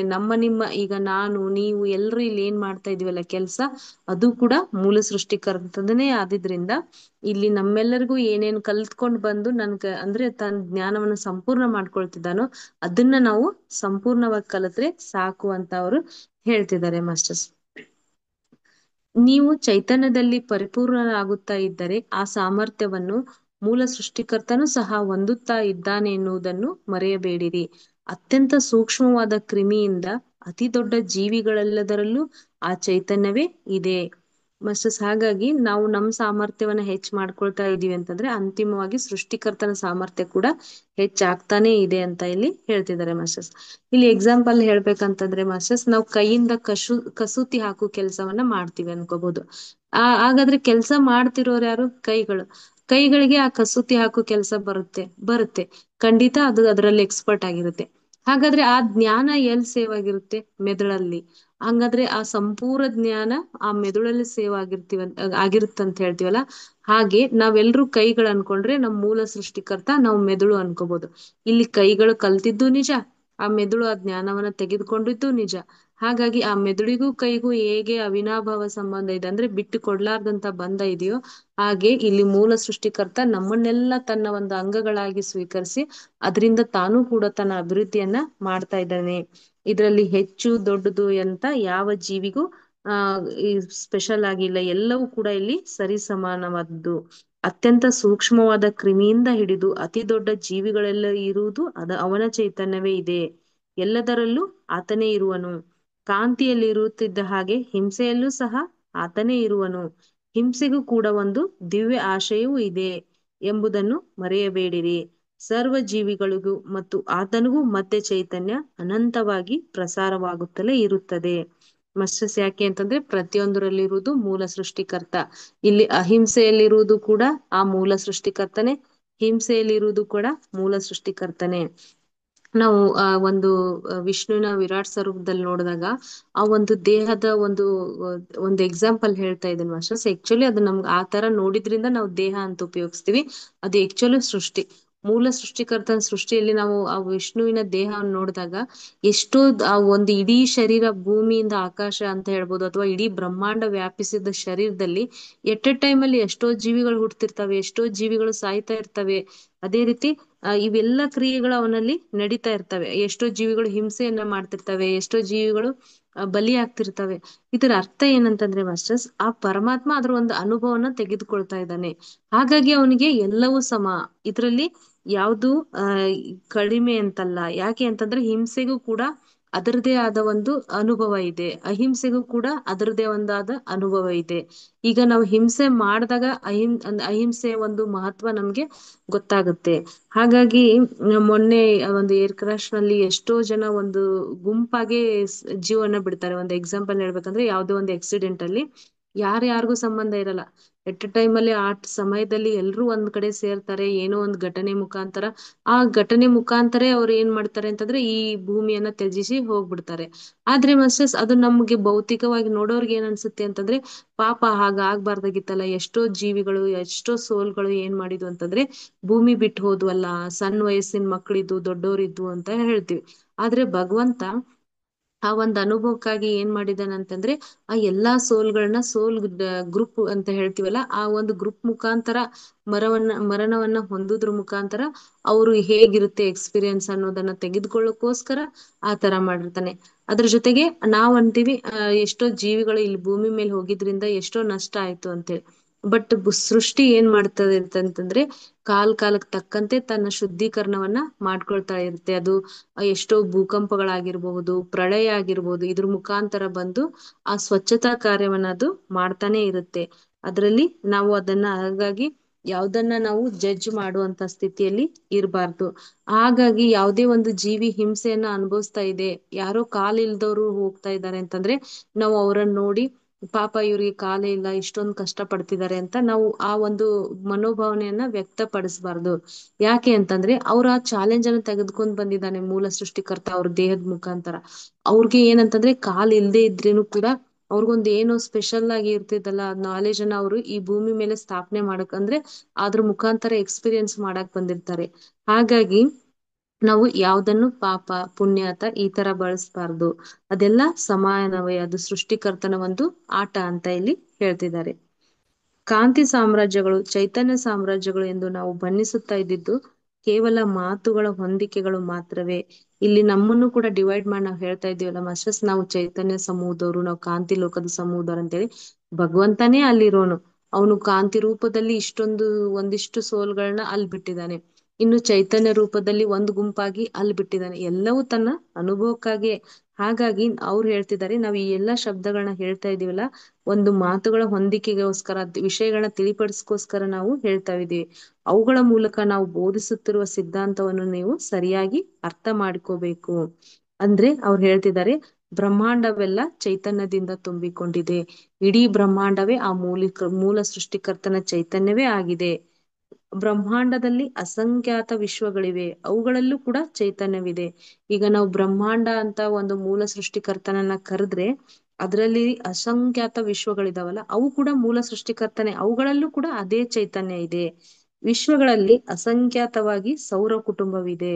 ಇನ್ನು ಆ ಒಂದು ಬ್ರಹ್ಮಾಂಡವನ್ನ ವಿಶ್ವವಾಗಿ ಹೇಳಿದ್ರು, ಆ ವಿಶ್ವದಲ್ಲಿ ಏನಿದಾವೆ ಮತ್ತೆ ಅಸಂಖ್ಯಾತ ಸೌರ ಕುಟುಂಬವಿದೆ, ಅದರಲ್ಲೂ ಚೈತನ್ಯ ಇದೆ. ಹಾಗಾದ್ರೆ ಅದರಲ್ಲೂ ಕೂಡ ಮೂಲ ಸೃಷ್ಟಿಕರ್ತ ಇದ್ದಾನೆ. ಇನ್ನು ಸೌರ ಕುಟುಂಬಗಳಲ್ಲಿ ಎಷ್ಟೊಂದು ಗ್ರಹಗಳಿವೆ, ಅದರಲ್ಲಿ ದೊಡ್ಡ ಚಿಕ್ಕ ಜಲರಾಶಿಗಳಿವೆ. ಅದ್ರ ಜೊತೆಗೆ ಮತ್ತೆ ಹೇಳ್ತಿದ್ದಾರೆ ಮಾಸ್ಟರ್ಸ್ ಅವರು, ಅದ್ರಲ್ಲೂ ಕೂಡ ಚೈತನ್ಯವಿದೆ. ಹಾಗಾದ್ರೆ ಜ್ಞಾನವಿದೆ ಮತ್ತು ಕಾಂತಿ ಇದೆ. ಮಾಸ್ಟರ್ಸ್ ಇಲ್ಲಿ ಏನ್ ಹೇಳ್ತಿದ್ದಾರೆ ಅಂತಂದ್ರೆ, ಒಂದು ಎಕ್ಸಾಂಪಲ್ ಮೂಲ ಸೃಷ್ಟಿಕರ್ತ ಅಂತಂದ್ರೆ ಒಂದು ಕಲ್ಲಂಗಡಿ ಹಣ್ಣಿಗೆ ನಾವು ಹೋಲಿಸಿ ನೋಡೋದಾದ್ರೆ, ಈ ಕಲ್ಲಂಗಡಿ ಹಣ್ಣು ಪೂರ್ತಿ ಮೂಲ ಸೃಷ್ಟಿಕರ್ತ ಅಂದ್ರೆ ಅದ್ರೊಳಗಿರುವಂತಹ ಬಿಳಿಯ ಭಾಗವೂ ಇದೆ. ಆ ಬಿಳಿಯ ಭಾಗವನ್ನ ನಾವು ವಿಶ್ವ ಅಂತ ಕರಿಬಹುದು. ಅದ್ರಲ್ಲೂ ಆ ಕಲ್ಲಂಗಡಿ ಹಣ್ಣಿರುವ ಚೈತನ್ಯ ಅದ್ರಲ್ಲೂ ಇದೆ. ಅದೇ ರೀತಿ ಇನ್ನು ಕೆಂಪದಾಗಿ ಬಂದ್ರೆ ಅಲ್ಲಿ ಸೌರ ಕುಟುಂಬ ಅಂತ ಹೇಳ್ತಿದ್ದಾರೆ. ಅವನ ಅಂದ್ರೆ ಆ ಕಲ್ಲಂಗಡಿ ಅಂತ ಅಂದ ತಕ್ಷಣ ಅದರ ರಸ ಅಂದ್ರೆ ಅದ್ರದ್ದೊಂದು ಏನಿರುತ್ತಲ್ಲ ಗುಣ, ಆ ಬಿಳಿ ಭಾಗದಲ್ಲಿದೆ, ಆ ಕೆಂಪು ಭಾಗದಲ್ಲಿದೆ. ಇನ್ನು ಅಲ್ಲಿ ಚಿಕ್ಕ ಚಿಕ್ಕ ಗ್ರಹಗಳಂತ ಹೇಳಿದ್ರೆ ನಾವು ಒಂದಿಷ್ಟು ಬೀಜಗಳಿರ್ತವೆ, ಅವುಗಳನ್ನೆಲ್ಲ ಗ್ರಹಗಳಂತಂದ್ರೆ ಅದರಲ್ಲಿ ಎಷ್ಟೋ ಒಂದು ನರನಾಡ ವ್ಯವಸ್ಥೆ ಇರುತ್ತೆ, ಅಲ್ಲಿ ಜೀವಿಗಳಂತ ಹೇಳ್ಬೋದು. ಹಾಗಾದ್ರೆ ಕಲ್ಲಂಗಡಿ ಅನ್ನೋದು ಒಂದು ಪರಿಪೂರ್ಣ ಹಣ್ಣು ಹೇಗೋ, ನಾವ್ ಅನ್ಕೊಂಡು ಈಗ ಬೀಜ ಅಂತಂದ್ರೆ ಬೀಜದ ಒಂದು ತಿಂದ ತಕ್ಷಣ ಅದ್ರದ್ದೇ ಒಂದು ಟೇಸ್ಟ್ ಬೇರೆ ಇರುತ್ತೆ. ಕೆಂಪು ಹಣ್ಣು ತಿಂದ ತಕ್ಷಣ ಅದ್ರದ್ದೇ ಒಂದ್ ಟೇಸ್ಟ್ ಬೇರೆ ಇರುತ್ತೆ, ಬಿಳಿ ಹಣ್ಣು ತಿಂದ ತಕ್ಷಣ ಅದ್ರದ್ದೇ ಒಂದ್ ಟೇಸ್ಟ್ ಬೇರೆ ಇರುತ್ತೆ, ಇನ್ನು ಮೇಲಿನ ಹಸಿರು ಭಾಗ ತಿಂದ್ರೆ ಅದ್ರದ್ದೇ ಬೇರೆ ಇರುತ್ತೆ. ಆದ್ರೆ ನಾವು ಬೇರೆ ಬೇರೆ ಅನ್ನಕ್ಕಾಗಲ್ಲ. ಅದೆಲ್ಲವೂ ಕೂಡ ಒಂದು ಕಲ್ಲಂಗಡಿ ಹಣ್ಣದ ಒಂದು ಪರಿಪೂರ್ಣ ಹೇಗನೋ, ಇವೆಲ್ಲ ಡಿವೈಡ್ ಆದ್ರೂ ಕೂಡ ಅಂತಿಮವಾಗಿ ಇವೆಲ್ಲವೂ ಕೂಡ ಮೂಲ ಸೃಷ್ಟಿಕರ್ತನೆ ಅಂತ ಅವರು ಹೇಳ್ತಿದ್ದಾರೆ ಮಾಸ್ಟರ್ಸ್. ಅದರಲ್ಲಿ ಸಣ್ಣವು ದೊಡ್ಡವು ಕೂಡ ಇರ್ಬಹುದು. ಅದ್ರ ಜೊತೆಗೆ ಅವ್ರು ಏನ್ ಹೇಳ್ತಿದ್ದಾರೆ ಅಂತಂದ್ರೆ, ಇವೆಲ್ಲ ಬ್ರಹ್ಮಾಂಡದಿಂದ ಒಂದು ಪರಮಾಣುವಿನವರೆಗೂ ಎಲ್ಲವೂ ಚೈತನ್ಯವೇ. ಇಡೀ ಬ್ರಹ್ಮಾಂಡದಿಂದ ಹಿಡಿದು ಲಾಸ್ಟ್ ನಾವ್ ಏನ್ ಹೇಳ್ತೀವಲ್ಲ ಒಂದು ಪರಮಾಣು ಅಥವಾ ಅದನ್ನ ಹೇಳ್ತೀವಲ್ಲ, ಅದೆಲ್ಲವೂ ಕೂಡ ಪರಮಾತ್ಮನ ಚೈತನ್ಯ, ಎಲ್ಲವೂ ಜ್ಞಾನವೇ ಇದೆ. ಅನಂತವಾದ ಸಾಮರ್ಥ್ಯಗಳು ಅವಕಾಶಗಳು ಸಹ ಇವೆ. ಅನಂತ ಸಮಸ್ಯೆಗಳು, ಅನಂತವಾದ ಆವಿಷ್ಕಾರಗಳು ಇವೆ, ಅದರಲ್ಲಿ ಇವೆ. ಮಸಸ್ ನೀವ್ ಹೇಗೆ ನಾವೆಲ್ಲ ನೋಡಿದೀವಿ, ಸೈನ್ಸ್ ಓದಿದೀವಿ, ಆ ಒಂದು ವಸ್ತುವನ್ನ ನಾವು ಡಿವೈಡ್ ಮಾಡ್ತಾ ಮಾಡ್ತಾ ಮಾಡ್ತಾ ಅಂತಿಮವಾಗಿ ಒಂದು ಇನ್ನೇನು ವಿಭಜಿಸಲಾಗ್ಲೇ ಇರುವಂತಹ ಕಣವನ್ನ ನಾವು ಹೇಗೆ ಪರಿಮಾಣು ಅಂತೀವೋ, ಆ ಪರಿಮಾಣದಿಂದ ಹಿಡಿದು ಆ ಒಂದು ವಿಭಜನೆ ಆಗ್ತಾ ಬಂತಲ್ಲ ವಸ್ತು, ಆ ಮೂಲ ವಸ್ತುವಿನಿಂದ ಹಿಡಿದು ಆ ಪರಮಾಣುವರೆಗೂ, ಆ ಮೂಲ ಸೃಷ್ಟಿಕರ್ತನಿಂದ ಹಿಡಿದು ಆ ಕೊನೆಯ ಅಂಶದವರೆಗೂ, ಇದೆಲ್ಲವೂ ಕೂಡ ಆ ಒಂದು ಬ್ರಹ್ಮಾಂಡದ ಚೈತನ್ಯ ಅಥವಾ ಮೂಲ ಸೃಷ್ಟಿಕರ್ತನೇ ಆಗಿದ್ದಾನೆ ಅಂತ ಅವರು ಹೇಳ್ತಿದ್ದಾರೆ. ಆದ್ರೆ ಅದರಲ್ಲಿ ಏನಂತಂದ್ರೆ ಭಿನ್ನ ಭಿನ್ನವಾದ ಸಮಸ್ಯೆಗಳು, ಆವಿಷ್ಕಾರಗಳನ್ನ ಅದರಲ್ಲಿ ಹೂಡಿದ್ದಾವೆ. ಕಾಂತಿ ಕುಟುಂಬರಾದವರ ಒಂದು ಬ್ರಹ್ಮಾಂಡದ ವಿಶ್ವ ಕೇಂದ್ರವಾದ ಕೃತಿಕಾ ತಾರಾಮಂಡಲದ ವಾಸಿಗಳು. ಆದ್ರೆ ಇಲ್ಲಿ ಮೂಲ ಸೃಷ್ಟಿಕರ್ತ ನಮ್ಮನ್ನೆಲ್ಲ ಏನ್ ಮಾಡಿದಾನೆ ಅಂತಂದ್ರೆ, ನಮ್ಮ ಒಂದು ವಿಶ್ವದ ಕೇಂದ್ರವಾದಂತಹ ಆ ಕೃತಿಕಾ ನಕ್ಷತ್ರ ಪುಂಜ ಏನಿದೆಯಲ್ಲ ಅದ್ರಲ್ಲಿ ನಮ್ಮನ್ನ ಇರಿಸಿದಾನೆ. ಬೆಳಕು ಎಂದರು, ಕಾಂತಿ ಎಂದರು ಚೈತನ್ಯವೇ ಆಗಿದೆ. ಅಂದ್ರೆ ಅರಿವು, ಪರಿಜ್ಞಾನ ಎಂದರು ಅದು ಒಂದೇ. ಎಷ್ಟು ಮಾತುಗಳಾಡಿದ್ರು ಕೂಡ ಅವುಗಳ ಅರ್ಥ ಒಂದೇ. ಇಲ್ಲಿ ಎಕ್ಸಾಂಪಲ್ ಅಂದ್ರೆ ಮಾಸ್ಟರ್ಸ್, ದೇವನೊಬ್ಬ ನಾಮ ಹಲವು ಅಂತ ಹೇಳ್ಬೋದು. ಅಂತಿಮವಾಗಿ ದೇವನೊಬ್ಬನೇ ಮೂಲ ಸೃಷ್ಟಿಕರ್ತ. ಆದ್ರೆ ನಾಮಗಳು ನಾವು ನೀವು ಇಟ್ಕೊಂಬಂತೀವಿ, ಮನುಷ್ಯ ಅನ್ನೋ ಹೆಸರು, ಅದೇ ರೀತಿ ಪ್ರಾಣಿಗಳನ್ನ ಹೆಸರು, ಅದೇ ರೀತಿ ಸಸ್ಯಗಳನ್ನ ಹೆಸರು, ಇವು ಎಲ್ಲಾ ಹೆಸರುಗಳು ಬೇರೆ ಆದ್ರೂ ಕೂಡ ಅಂತಿಮವಾಗಿರೋದೇ ಆ ಒಂದು ಮೂಲ ಸೃಷ್ಟಿಕರ್ತನೆ ಅಂತ ಅವ್ರು ಹೇಳ್ತಿದ್ದಾರೆ ಮಾಸ್ಟರ್ಸ್. ಸೃಷ್ಟಿ ರಹಸ್ಯವನ್ನು ನಿಮ್ಮ ಅರಿವಿನೊಳಗೆ ತಂದುಕೊಳ್ಳಬೇಕು. ವಾಸ್ತವಗಳನ್ನು ನೀವು ನಿಮ್ಮ ಅಧೀನದಲ್ಲಿ ಇರಿಸಬಲ್ಲ ಪರಿವರ್ತಿಸಬಲ್ಲ ಸಾಮರ್ಥ್ಯಗಳು ನಿಮಗೆ ಲಭಿಸುತ್ತವೆ. ಯಾವ ರೂಪವನ್ನಾದರೂ ಸೃಷ್ಟಿಸಬಲ್ಲ ಮತ್ತು ಯಾವ ಅವತಾರವಾದರೂ ಧರಿಸಬಲ್ಲ ನೈಪುಣ್ಯತೆ ನಿಮಗೆ ಲಭಿಸಿದೆ. ಶಮಾನ್ ಸಂಪ್ರದಾಯಗಳ ಚರಿತ್ರೆಯಲ್ಲಿ, ಅವರ ಜ್ಞಾಪಕಗಳಲ್ಲಿ ಈ ಕಾಮರೂಪ ವಿದ್ಯೆಗಳನ್ನು ನೀವು ಗಮನಿಸಬಹುದು. ಮಾಸ್ಟರ್ಸ್ ಇಲ್ಲಿ ಏನ್ ಹೇಳ್ತಿದ್ದಾರೆ ಅಂತಂದ್ರೆ, ಸೃಷ್ಟಿಯ ಅರಿವಿನೊಳಗ್ ನಾವೇನಿದ್ದೀವಲ್ಲ, ಬಟ್ ನಮ್ಗೆ ಯಾವ ಸಾಮರ್ಥ್ಯ ಕೊಟ್ಟಿದ್ದಾನೆ ಭಗವಂತ ಅಂತಂದ್ರೆ, ಎಲ್ಲ ವಾಸ್ತವವನ್ನ ನಮ್ಮ ರಿಯಾಲಿಟಿಯನ್ನ ನಾವು ನಮ್ಮಲ್ಲಿ ಇಟ್ಕೋಬಹುದು ಮತ್ತು ಅವನು ಬದಲಾಯಿಸುವ ಶಕ್ತಿಯನ್ನ ಕೊಟ್ಟಿದ್ದಾನೆ. ಅದ್ರ ಜೊತೆಗೆ ನಾವು ಯಾವ ರೂಪದಲ್ಲಾದ್ರೂ ಅದನ್ನ ಸೃಷ್ಟಿ ಮಾಡಿಸ್ಕೋಬಹುದು, ಅಥವಾ ಯಾವ ಅವತಾರವನ್ನು ಕೂಡ ನಾವು ಧರಿಸಬಹುದು. ಅಷ್ಟೊಂದು ಶಕ್ತಿಯನ್ನ ನಮ್ಗೆ ಕೊಟ್ಟಿದ್ದಾನೆ. ಈಗ ಒಂದು ನಾಗರಿಕತೆ ಅಥವಾ ಒಂದು ಜನಾಂಗದ ಹೆಸರನ್ನ ಹೇಳ್ತಿದ್ದಾರೆ. ಶಮಾನ್ ಸಂಪ್ರದಾಯಗಳ ಪ್ರಕಾರ ಅವರು ಕಾಮರೂಪಕ್ಕಾಗಿ ಬೇರೆ ಬೇರೆ ಒಂದು ದೇಹಗಳನ್ನ, ಬೇರೆ ಬೇರೆ ರೂಪಗಳನ್ನ ಅವರು ಬದಲಾಯಿಸ್ತಿದ್ರಂತೆ. ಹಾಗಾಗಿ ಅವರು ಒಂದು ಉದಾಹರಣೆಯನ್ನ ನಮ್ಗೆ ಕೊಡ್ತಿದ್ದಾರೆ ಮಾಸ್ಟರ್ಸ್. ಸೃಷ್ಟಿಯ ರಹಸ್ಯವನ್ನು ಶಮಾನರು ಗ್ರಹಿಸಿದ್ದಾರೆ. ಸಂಕಲ್ಪ ಮಾತ್ರದಲ್ಲಿ ಎಷ್ಟೋ ವಿಧಗಳ ಪ್ರಾಣಿಗಳ ರೂಪಗಳನ್ನು ಅವರು ಹೊಂದಲಿದ್ದಾರೆ. ಅವ್ರು ಏನ್ ಮಾಡ್ತಾರೆ ಅಂತಂದ್ರೆ, ಇಷ್ಟಪಟ್ರೆ ಪ್ರಾಣಿಗಳ ರೂಪವನ್ನು ತೆಗೆದುಕೊಳ್ತಾರೆ, ಮನುಷ್ಯರ ರೂಪವನ್ನು ಕೂಡ ತೆಗೆದುಕೊಳ್ತಾರೆ. ಹೀಗಾಗಿ ತಮ್ಗೆ ಯಾವ್ದು ಇಷ್ಟನೋ ಆ ರೂಪವನ್ನು ಅವರು ಬದಲಾಯಿಸ್ಕೊತಾರೆ. ಅತ್ಯಂತ ಪರಿಪೂರ್ಣ DNA ಪ್ರಣಾಳಿಕೆಯನ್ನು ಅವರು ಸ್ವಂತಕ ಮಾಡಿಕೊಳ್ಳಲಿಕ್ಕಾಗಿದೆ. ಸೃಷ್ಟಿ ಕಾರ್ಯವು ಒಂದು ಪರಿಪೂರ್ಣವಾದ ವಿಜ್ಞಾನ. ಈ ಭೂಮಿಯ ಮೇಲೆ ಅಲ್ಲದೆ ಬಹಳ ವಿಶ್ವಗಳ ಭಾಗಗಳಲ್ಲೂ ಸಹ ಇದೆ. ಜೀವ ಸ್ವರೂಪಗಳನ್ನು ಅಧ್ಯಯನ ಮಾಡಬೇಕೆಂದು ಕುತೂಹಲದಿಂದ ಇತರ ಗ್ರಹವಾಸಿಗಳೆಷ್ಟೋ ಜನರು ತಮ್ಮ ಸೃಷ್ಟಿ ರಹಸ್ಯ ವಿಜ್ಞಾನವನ್ನು ಉಪಯೋಗಿಸಿಕೊಂಡರು. ತಮ್ಮ ಶರೀರದ ಅಣುಗಳನ್ನು ಬದಲಾಯಿಸಿಕೊಂಡು ಮಾನವರ ವೇಷಗಳಿಂದ ಪ್ರಸ್ತುತ ಭೂಮಿಗೆ ಬರುತ್ತಿದ್ದಾರೆ. ಮಾಸ್ಟರ್ಸ್, ಹಾಗಾಗಿ ಬೇರೆ ಬೇರೆ ಗ್ರಹಗಳಲ್ಲಿ ಏನು ಪರಮಾತ್ಮ ಮೂಲ ಸೃಷ್ಟಿಕರ್ತ ಕಳಿಸಿದ್ದಾನಲ್ಲ, ಅವ್ರೆಲ್ಲಾ ಏನ್ ಮಾಡಿದ್ರು ಅಂತಂದ್ರೆ, ಈ ಒಂದು ಜ್ಞಾನವನ್ನ ಅವ್ರು ತಿಳ್ಕೊಂಡ್ರು, ಸೃಷ್ಟಿ ರಹಸ್ಯವನ್ನ. ಅದರ ಅನುಸಾರ ತಮ್ಮ DNA ನ ಬದಲಾಯಿಸ್ಕೊಂಡು ಅವ್ರು ಏನ್ ಮಾಡಿದ್ರು ಅಂತಂದ್ರೆ, ಇಚ್ಛೆ ಪಟ್ರೆ ಈ ಭೂಮಿ ಮೇಲೆ ಕೂಡ ಭೂಮಿಯ ಒಂದು ಶರೀರದ ಧರಿಸ್ಕೊಂಡು ಇಲ್ಲಿ ಬರ್ಬೋದು. ಅದೇ ರೀತಿ ಅವ್ರು ಬೇರೆ ವಿಶ್ವದಲ್ಲಿ ಇರುವಂತಹ ಜೀವಿಗಳ ಒಂದು ಆಕಾರವನ್ನ ಕೂಡ ಅವರು ಧರಿಸ್ಕೊಂಡು ಬರ್ಬೋದು. ಹೀಗಾಗಿ ಅವ್ರು ಏನ್ ಮಾಡಿದ್ದಾರೆ ಅಂತಂದ್ರೆ, ಆ ಶರೀರದ ಹಣ್ಣುಗಳನ್ನ ಬದಲಾಯಿಸಿಕೊಳ್ಳುವ ವಿದ್ಯೆಯನ್ನ ಅವರು ನಮ್ ಭೂಮಿಗೆ ಬರ್ಲಿಕ್ಕೂ ಉಪಯೋಗಿಸ್ಕೊಂಡು ಭೂಮಿಗೂ ಕೂಡ ಬಂದಿದ್ದಾರೆ. ಹಾಗಾಗಿ ಅವ್ರು ಹೇಳ್ತಿದ್ದಾರೆ, ಆ ಜ್ಞಾನವನ್ನ ಇತರ ವಿಶ್ವದ ಎಲ್ರೂ ಬಳಸ್ಕೊಳ್ತಿರ್ಬೇಕಾದ್ರೆ ನಿಮ್ಮಲ್ಲೂ ಆ ಒಂದು ಜ್ಞಾನ ಇದೆ. ಹಾಗಾಗಿ ನಿಮ್ಮ ಅಣುಗಳನ್ನ ಬದಲಾಯಿಸ್ಕೊಂಡು ನೀವೇ ಇಚ್ಛೆ ಪಟ್ಟಂತ ಶರೀರಗಳನ್ನ ನೀವು ಹೊಂದಬಹುದು. ಅದೇ ರೀತಿ ನೀವ್ ಇಚ್ಛೆ ಪಟ್ಟಂತ ಸ್ಥಳಗಳಿಗೂ ಕೂಡ ಹೋಗಿ ಜ್ಞಾನವನ್ನ ತಿಳ್ಕೊಳ್ಬಹುದು. ಇಷ್ಟೊಂದು ಸಾಮರ್ಥ್ಯ ನಿಮಗೆ ಇದೆ ಅಂತ ಹೇಳ್ತಿದ್ದಾರೆ ಮಾಸ್ಟರ್ಸ್. ಉಳಿದಂತಹ ಸ್ವಾಧ್ಯಾಯವನ್ನ ನಾವು ನಾಳೆ ಕಂಟಿನ್ಯೂ ಮಾಡೋಣ ಅಂತ ಹೇಳ್ತಾ, ಇಲ್ಲಿವರೆಗೂ ನಮ್ಗೆ ಏನ್ ಮಾಡಿದ್ರು ಅಂತಂದ್ರೆ, ನವ್ಯಕಾಂತಿಯ ರೂಪರೇಷೆಗಳ ವಿಶೇಷಗಳು ಅನ್ನುವಂತ ಅಧ್ಯಾಯದಲ್ಲಿ ಈ ಭೂಮಿಗೆ ಬಂದಿರುವಂತಹ ಕಾಂತಿ ಲೋಕದ ಶರೀರವಾಸಿಗಳು ನೀವೇನ್ ಮಾಡಿದಿರಿ, ಎಲ್ಲವನ್ನ ಇಲ್ಲಿ ಏನ್ ಭೂಮಿ ಮೇಲೆ ಕೆಲಸ ಮಾಡ್ಬೇಕು ಅಂತ ಬಂದಿರಲ್ಲ, ಅದಕ್ಕೆ ನೀವು ಆಲ್ರೆಡಿ ಎಷ್ಟೋ ಜನ್ಮಗಳಲ್ಲ ತರಬೇತಿಗಳನ್ನ, ಟ್ರೈನಿಂಗ್ಗಳನ್ನ ತೆಗೆದುಕೊಂಡು ನಾವು ನಮ್ಮ ಪಾಲಿನ ಕರ್ತವ್ಯವನ್ನ ಮಾಡ್ತೀವಿ ಅಂತ ನೀವೇ ಸೆಲೆಕ್ಟ್ ಮಾಡ್ಕೊಂಡ್ ಬಂದಿದ್ದೀರಿ. ಅದ್ರ ಜೊತೆಗೆ ಆ ಒಂದು ಕರ್ತವ್ಯ ದೀಕ್ಷೆ ಏನಿದೆಯಲ್ಲ, ಅದನ್ನ ನಾವು ಸಂಪೂರ್ಣವಾಗಿ ನಿರ್ವಹಿಸ್ಬೇಕು ಅಂತಂದ್ರೆ ಅದರಲ್ಲಿ ನಮ್ಮ ಸ್ವಾರ್ಥ ಮನೋಭಾವನೆ ಇರಬಾರ್ದು. ಅದೇ ರೀತಿ ದೊಡ್ಡಸ್ತಿಕೆ ಮನೋಭಾವನೆ ಕೂಡ ಇರಬಾರ್ದು. ಹೀಗಾಗಿ ನಾವು ಭೂಮಿಯಿಂದ ವಿಶ್ವಕ್ಕೆ, ವಿಶ್ವದಿಂದ ಭೂಮಿಗೆ ಮಧ್ಯೆ ಎನರ್ಜಿಯನ್ನ ಶೇರ್ ಮಾಡ್ಲಿಕ್ಕೆ ಒಂದು ನಾವು ಮಾಧ್ಯಮ ಆಗಿದ್ದೀವಿ. ಅಲ್ದೆ ಇದನ್ನ ನಾವು ಅಂತ ಅನ್ನೋದ್ಕೊಳ್ಳೋದ್ಕಿಂತ ಅಂತಿಮವಾಗಿ ನಾವೆಲ್ಲರೂ ಮೂಲ ಸೃಷ್ಟಿಕರ್ತರೆ. ಆ ಮೂಲ ಸೃಷ್ಟಿಕರ್ತನೆ ನಮ್ಮನ್ನ ತನ್ನ ಅನುಭವಕ್ಕಾಗಿ ಇಷ್ಟೊಂದು ಜೀವಿಗಳ ವಿವಿಧ ರೂಪಗಳಲ್ಲಿ, ವಿವಿಧ ವಿಶ್ವಗಳಲ್ಲಿ, ವಿವಿಧ ತಾರಾಮಂಡಲಗಳಿಗೆ ಕಳಿಸಿದ್ದಾನೆ. ಎಲ್ಲವೂ ಅವನ ಯೋಜನೆ ಪ್ರಕಾರವೇ ನಡೀತಾ ಇದೆ ಅಂತ ಅವ್ರು ನಮ್ಗೆ ತಿಳಿಸ್ತಾ ಬಂದ್ರು ಮಾಸ್ಟರ್ಸ್. ಅದಲ್ದೆ ಹಾಗಾಗಿ ನಮ್ಗೆ ಒಂದು ಜ್ಞಾನವನ್ನ ಕೂಡ ಕಳಿಸಿದಾನೆ. ಆ ಜ್ಞಾನವನ್ನ ನಾವು ನೆನಪಿಸ್ಕೋಬೇಕು. ಅಂದ್ರೆ ನಮ್ಮ ಅಣುಗಳನ್ನ ಬದಲಾಯಿಸ್ಕೊಂಡು ನಾವು ಕೂಡ ವಿವಿಧ ಲೋಕಗಳಿಗೆ, ಆ ವಿವಿಧ ಲೋಕಗಳ ಜೀವಿಗಳ ದೇಹಗಳು ಹೇಗಿರ್ತಾವಲ್ಲ, ಆ ಜೀವಿಗಳ ದೇಹಗಳ ತರ ನಮ್ ದೇಹಗಳನ್ನು ಬದಲಾಯಿಸ್ಕೊಳ್ಳುವಂತ ಸಾಮರ್ಥ್ಯ ವಿದ್ಯೆಯನ್ನು ನಮಗೆ ಕೊಟ್ಟಿದ್ದಾನೆ.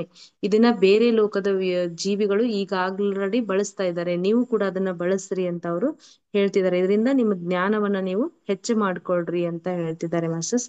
ಇಲ್ಲಿವರೆಗೂ ಈ 10ನೇ ಅಧ್ಯಾಯದ ಸ್ವಾಧ್ಯಯನ ಮಾಡ್ಲಿಕ್ಕೆ ಅವಕಾಶ ಕೊಟ್ಟಂತ ತಮ್ಮೆಲ್ಲರಿಗೂ, ಅದೇ ರೀತಿ ಗ್ರ್ಯಾಂಡ್ ಮಾಸ್ಟರ್ ಪ್ರಬೋಧ್ ಅಚ್ಯುತ ಗುರುಗಳಿಗೂ ಆತ್ಮವಂದನೆಗಳು ತಿಳಿಸುತ್ತಾ over to Srinivas sir. Thank you so much sir. Thank you master. Thank you very much. Lots of credit master. ದಿನ ಈ ಸ್ವಾಧ್ಯಾಯ ಕೇಳೋದಲ್ಲ, ಇದ್ರ ಬಗ್ಗೆ ನಿಮ್ಗೆ ಏನಾದ್ರು ಒಂದು ಒಪಿನಿಯನ್ ಹೇಳ್ಬೇಕು ಅಂದ್ರೆ ಮಾಸ್ಟರ್, ಅಥವಾ ಒಂದು ಫೀಡ್ಬ್ಯಾಕ್ ಹೇಳ್ಬೇಕು ಅಂದ್ರೆ ದಯವಿಟ್ಟು ಅನ್ಮ್ಯೂಟ್ ಮಾಡ್ಕೊಳ್ಳಿ. ಹ್ಯಾಂಡ್ ರೈಸ್ ಮಾಡಿ ಅನ್ಮ್ಯೂಟ್ ಮಾಡೋ ಆಪ್ಷನ್ ಕೊಡ್ತಾರೆ ಮಾಸ್ಟರ್. ಯಾರಾದ್ರೂ ಹೇಳ್ಬೇಕು ಅಂದ್ರೆ ಹ್ಯಾಂಡ್ ರೈಸ್ ಮಾಡಿ. ಎಸ್, ಖಂಡಿತ ನಿಜ. ಮೇಡಮ್ ಹೇಳ್ತಾ ಇದ್ರು, ಆ ಇದ್ರ ಬಗ್ಗೆ ಒಂದು ಹೇಳ್ಬೇಕು ಅಂದ್ರೆ ಮಾಸ್ಟರ್ಸ್, ಒಂದು ಆತ್ಮಯಾನದಲ್ಲಿ, ಅಂದ್ರೆ ಆತ್ಮದ ಆ ಒಂದು ಯಾನದಲ್ಲಿ ಹೇಳ್ಬೇಕು ಅಂತಂದ್ರೆ, ಮೊದಲಿಗೆ ನಾವೆಲ್ಲರೂ ಫಸ್ಟ್ ನಾವು ತಿಳ್ಕೊಬೇಕೇನಂದ್ರೆ, ನಮಗೆ ದೇಹ ಅಲ್ಲ ಇರೋದು, ನಾವು ಒಂದು ಆತ್ಮ. ಓಕೆ, ಆತ್ಮಕ್ಕೆ ದೇಹ ಇದೆ. ಅಂದ್ರೆ ನಾವು ಹೇಗೆ ಈ ದೇಹಕ್ಕೆ ಒಂದು ಬಟ್ಟೆ ಹಾಕ್ತೀವಲ್ಲ, ಅದೇ ರೀತಿ ಈ ನಮಗೆ ಈ ಒಂದು ದೇಹಗಳನ್ನ ಹಾಕ್ತಾ ಇರ್ತೀವಿ. ಸೊ ಆದ್ರಿಂದ ಅವಾಗಲೇ ಮಾಸ್ಟರ್ ಹೇಳ್ತಾ ಏನಂತಂದ್ರೆ, ಒಂದು ವಿಷಯ ಬರುತ್ತೆ ಅಲ್ಲಿ. ಆ ಯಾರಾದ್ರೂ ಒಬ್ರು ಒಳ್ಳೆಯ ಒಂದು ವ್ಯಕ್ತಿತ್ವ ಇರೋ ವ್ಯಕ್ತಿ ಬಾಡಿ ವೆಕೇಟ್ ಮಾಡಿದಾಗ ಅವಾಗ ಹೇಳ್ತಾರೆ ಯಾವ್ರಿಗೊಂದು ತುಂಬಾ ನಷ್ಟ ಆಯ್ತು ಅಂತ. ಖಂಡಿತ ಇಲ್ಲ, ಯಾವ ನಷ್ಟ ಆಗೋದಿಲ್ಲ. ಸೊ ಇವಾಗ ಒಂದು ಬಿಂದಿಗೆಯಲ್ಲಿ ಒಂದು ಡ್ರಾಪ್ ನೀರ್ನ ಹಿಂಗೆತ್ತಿ ಮತ್ತೆ ಅದಕ್ಕೆ ಹಾಕಿದ್ರೆ ಯಾವ್ದೇ ಲಾಸ್ ಇಲ್ವಲ್ಲ, ಅದೇ ರೀತಿ ಇದು ಕೂಡ ಈ ಆತ್ಮ ಅಲ್ಲಿಂದ ಮತ್ತೆ ಇನ್ನೊಂದ್ ಕಡೆ ಹೋಗಿರುತ್ತೆ ಅಷ್ಟೇ. ಅದು ಬಿಟ್ಟು ಬೇರೆ ಇರೋದಿಲ್ಲ. ಆತ್ಮಕ್ಕೆ ಒಂದು ಅನುಭವಗಳು ಬೇಕಾಗಿದೆ. ನಾವು ಸ್ಟಾರ್ಟಿಂಗ್ ಇಂದ ಒಂದು ಮಿನರಲ್ ಕಿಂಗ್ಡಮ್ ಅಂತ ಹೇಳ್ತಾರೆ, ಖನಿಜ ಸಾಮ್ರಾಜ್ಯ, ಅಲ್ಲಿಂದ ಹಿಡ್ಕೊಂಡು ವೃಕ್ಷ ಅಂದ್ರೆ ಮರಗಳದ್ದು, ಆಮೇಲೆ ಪ್ರಾಣಿ ಪಕ್ಷಿಗಳು, ಆಮೇಲೆ ನಾವು ಮನುಷ್ಯರಾಗಿ ಬರ್ತೀವಿ. ಸೊ ಮನುಷ್ಯರಲ್ಲಿ ಮತ್ತೆ ಮತ್ತೆ ತುಂಬಾ ಜನ್ಮಗಳು, ಬರೀ ಭೂಮಿ ಮಾತ್ರ ಅಲ್ಲ, ಅದೇ ರೀತಿ ಬೇರೆ ಬೇರೆ ಗ್ರಹ ಮಂಡಲ ಇರ್ಬೋದು, ಅಥವಾ ಬೇರೆ ಬೇರೆ ಗ್ಯಾಲಾಕ್ಸಿ ಇರ್ಬೋದು, ಆ ಕಡೆ ಹುಟ್ಟು ಅಲ್ಲಿ ಅನುಭವಗಳು ತಗೊಂಡು ಮತ್ತೆ ಇನ್ನೊಂದ್ ಕಡೆ ಹೋಗಿ ಮತ್ತೊಂದಷ್ಟು ಅನುಭವಗಳು ತಗೊಂಡು ಸದ್ಯಕ್ಕೆ ಇವಾಗ ಈ ಭೂಮಂಡಲಕ್ಕೆ ಬಂದಿದ್ದೀವಿ. ಅಂಡ್ ಇನ್ನ ಒಂದ್ ಏನಂತಾರೆ ಅಂದ್ರೆ, ಭೂಮಿಗೆ ಬರ್ಬೇಕು ಅಂತಂದ್ರೆ ತುಂಬಾ ಜನ ನಾನ್ ಹೋಗಲ್ಲ ಅಂತಾರಂತೆ. ಏನಕ್ಕೆ ಅಂತಂದ್ರೆ, ಭೂಮಿಲಿ ಅಷ್ಟು ಚೆನ್ನಾಗಿ ನಮ್ಗೆ ಅನುಭವಗಳು ಸಿಗುತ್ತೆ. ಓಕೆ, ಕಲಿಯುಗ ಅಲ್ವಾ. ಸೊ ತುಂಬಾ ಅನುಭವಗಳು ಸಿಗುತ್ತೆ. ಆದ್ರಿಂದ ಈ ಕಷ್ಟ ನನಗ್ ಬೇಡ ಅಂತ ತುಂಬಾ ಜನ ಇಲ್ಲಿ ಭೂಮಿಗೆ ಬರೋದಿಲ್ಲ. ಓಕೆ, ಇವಾಗ ನಾವ್ ಯಾರ್ಯಾರು ಬಂದಿದ್ದೀವಲ್ಲ, ನಾವೇ ಎಸ್ ಏನಾದ್ರೂ ಕೂಡ ಐ ಡೇರ್, ನನಗೆ ತುಂಬಾ ಧೈರ್ಯ ಇದೆ, ನಾನು ಹೋಗಿ ಭೂಮಿಲಿ ಹುಟ್ಟಿನಿ ಅಂತ ನಾವೆಲ್ಲ ಬಂದಿರೋದು ಮಾಸ್ಟರ್. ಸೊ ನಾವು ಅದಕ್ಕೋಸ್ಕರ ನಮ್ಮಷ್ಟಕ್ಕೆ ನಾವು ಅಪ್ರಿಶಿಯೇಟ್ ಮಾಡ್ಕೊಬೇಕು, ಎಸ್ ಅಂತ, ಎಸ್ ಬಂದಿದೀವಿ ನಾವು ಅಂತ. ಸೊ ಮಾಸ್ಟರ್, ಅರುಣ ಮ್ಯಾಮ್ ಏನಾದ್ರು ಹೇಳ್ಬೇಕಾ? ಹಾ, ಏನಂದ್ರೆ ಅದೇ ತಾವ್ ಹೇಳಿದ್ರಿ, ಮನುಷ್ಯ ಹುಟ್ಟಿದ ತಕ್ಷಣ ಸತ್ ಹೋಗ್ಬಿಟ್ಮೇಲೆ ಪುನಃ ಇನ್ನೊಂದು ದೇಹನ ಅವ್ರು ತಗೊಳ್ತಾರೆ. ಹಾಗಾಗಿ ಒಂದ್ ನಿಮಿಷ ಆರಿಸ್ಬೇಡಿ, ತಗೊಳ್ತಾರೆ.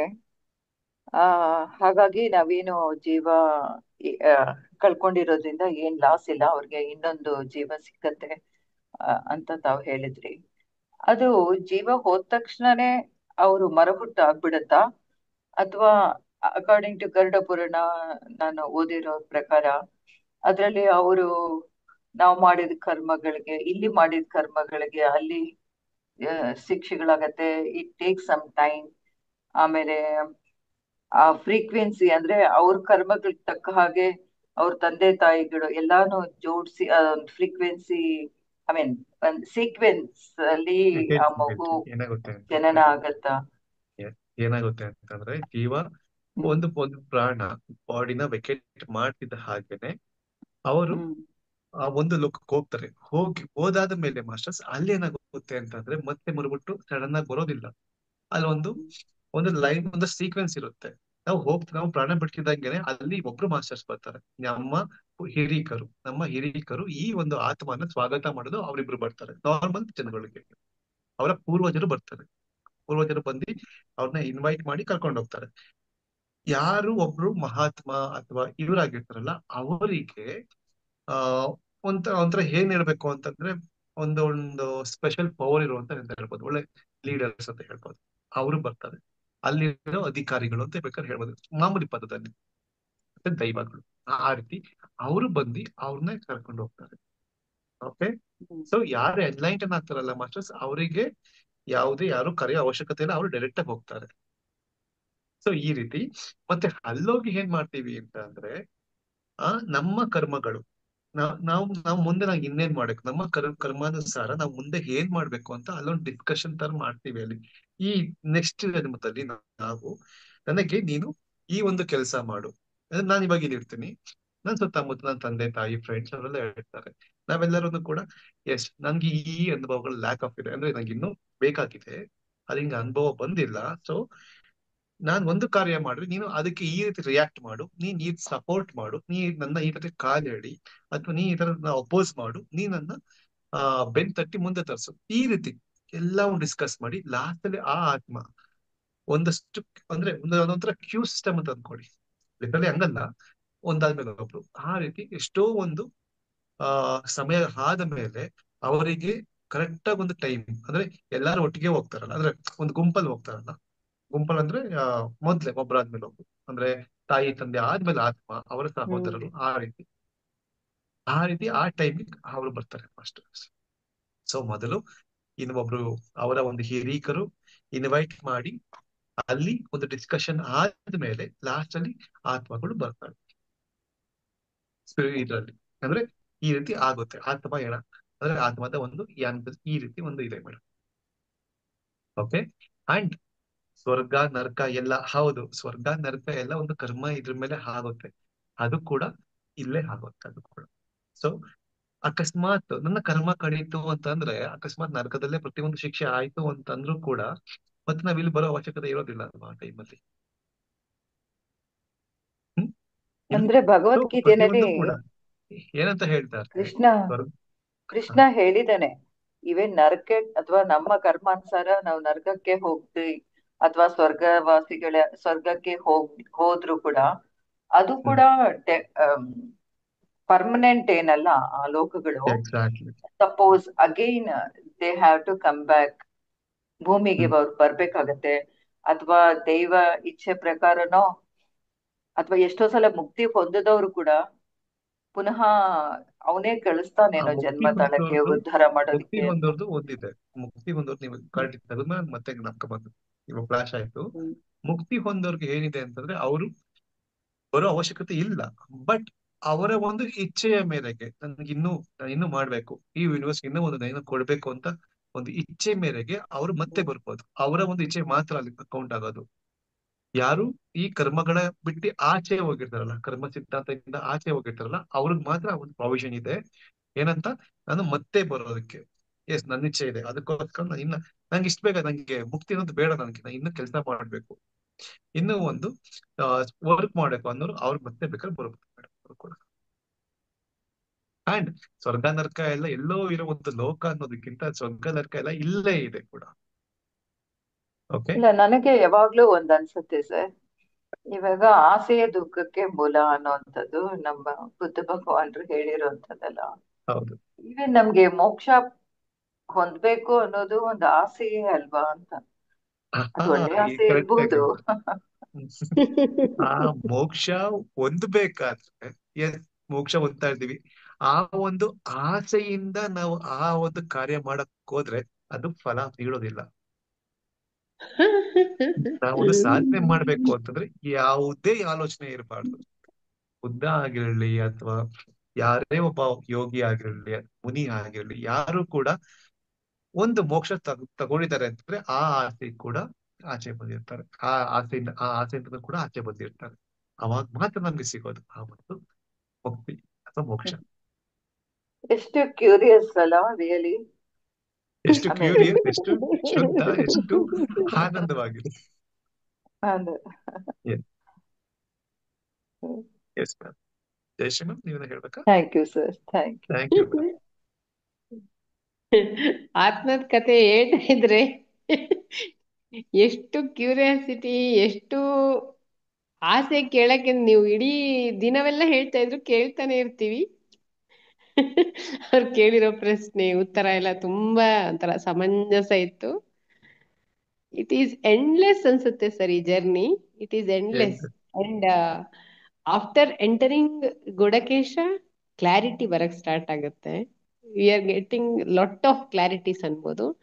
ಇನ್ನು ಈ ಸ್ವಾಧ್ಯಾಯ ಓದ್ತಾ ಓದ್ತಾ ಇನ್ನು every day is new learning. ಆತರ ಒಂದೊಂದು ಪ್ರಶ್ನೆಗಳು ಬಂದಾಗ ನೀವು will start telling about Atmayana. ನನ್ಗೆ ಅದು ಆತ್ಮಾಯಣ ಯಾವಾಗ ಹೇಳ್ತೀರಾ ಅಂತ ಅದು ಕೂಡ ಕ್ಯೂರಿಯಾಸಿಟಿ ಆಗ್ತಾ ಇದೆ.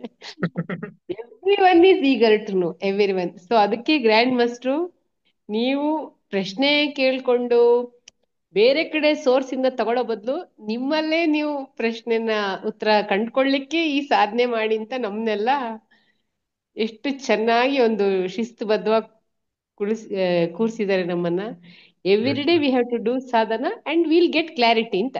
ಅದ್ರಲ್ಲಿ ನಮ್ಗೆ ಆನ್ಸರ್ ಸಿಗ್ಲಿಕ್ಕೆ ದಾರಿ ತೋರಿಸ್ತಾ ಇದ್ದಾರೆ. ಅದನ್ನ ನಾವು ಮಾಡ್ಬೇಕಾಗತ್ತೆ ಅಷ್ಟೇ. Thank you. ಹೌದೌದು, ಖಂಡಿತ ನಿಜ ಮೇಡಮ್. S masters, S. ಏನಂತಂದ್ರೆ ನಾವ್ ಇನ್ನು ಒಂದು ಕೆಲಸ ಮಾಡೋಣ. ಏನಂತಂದ್ರೆ ಎಲ್ಲರೂ ಕೂಡ ತಮ್ಮ ತಮ್ಮ ಹೆಸರು ಪಕ್ಕದಲ್ಲಿ ನೀವು ಎಷ್ಟು ದಿನಗಳಿಂದ ಗುಡಕೇಶ ಮಾಡ್ತೀರ ಅಂತ ಒಂದು ಮೆನ್ಷನ್ ಮಾಡಿ. ಅವಾಗ ಏನಾಗುತ್ತೆ, ಎಸ್ ನಾನು ಇಷ್ಟು ದಿನ ಆಗಿನಿ, ಇನ್ನು ಸ್ವಲ್ಪ ಒಂದು ಇನ್ಸ್ಪೈರ್ ಆಗುತ್ತೆ ಎಲ್ಲರಿಗೂ ಕೂಡ. ಓ ಮಾಸ್ಟರ್ ಅಷ್ಟು ತಿಂಗಳಿಂದ ಮಾಡ್ತಾ ಇದಾರ, ಎಸ್ ನನ್ ಕೈಲೂ ಆಗುತ್ತೆ.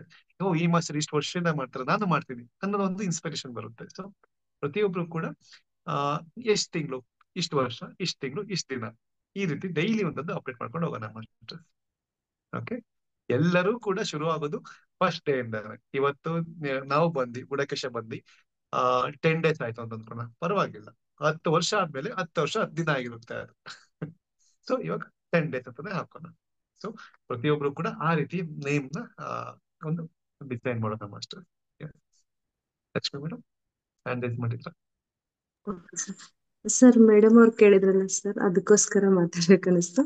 ಅರುಣಾ ಮೇಡಮ್ ಅವ್ರು ಹೇಳಿದ್ರಲ್ಲ, ಮೋಕ್ಷ ಅನ್ನೋದು ಕೂಡ ಒಂದು ಆಸೆ ಅಲ್ಲ ಅಂತ ಹೇಳ್ಬಿಟ್ಟು.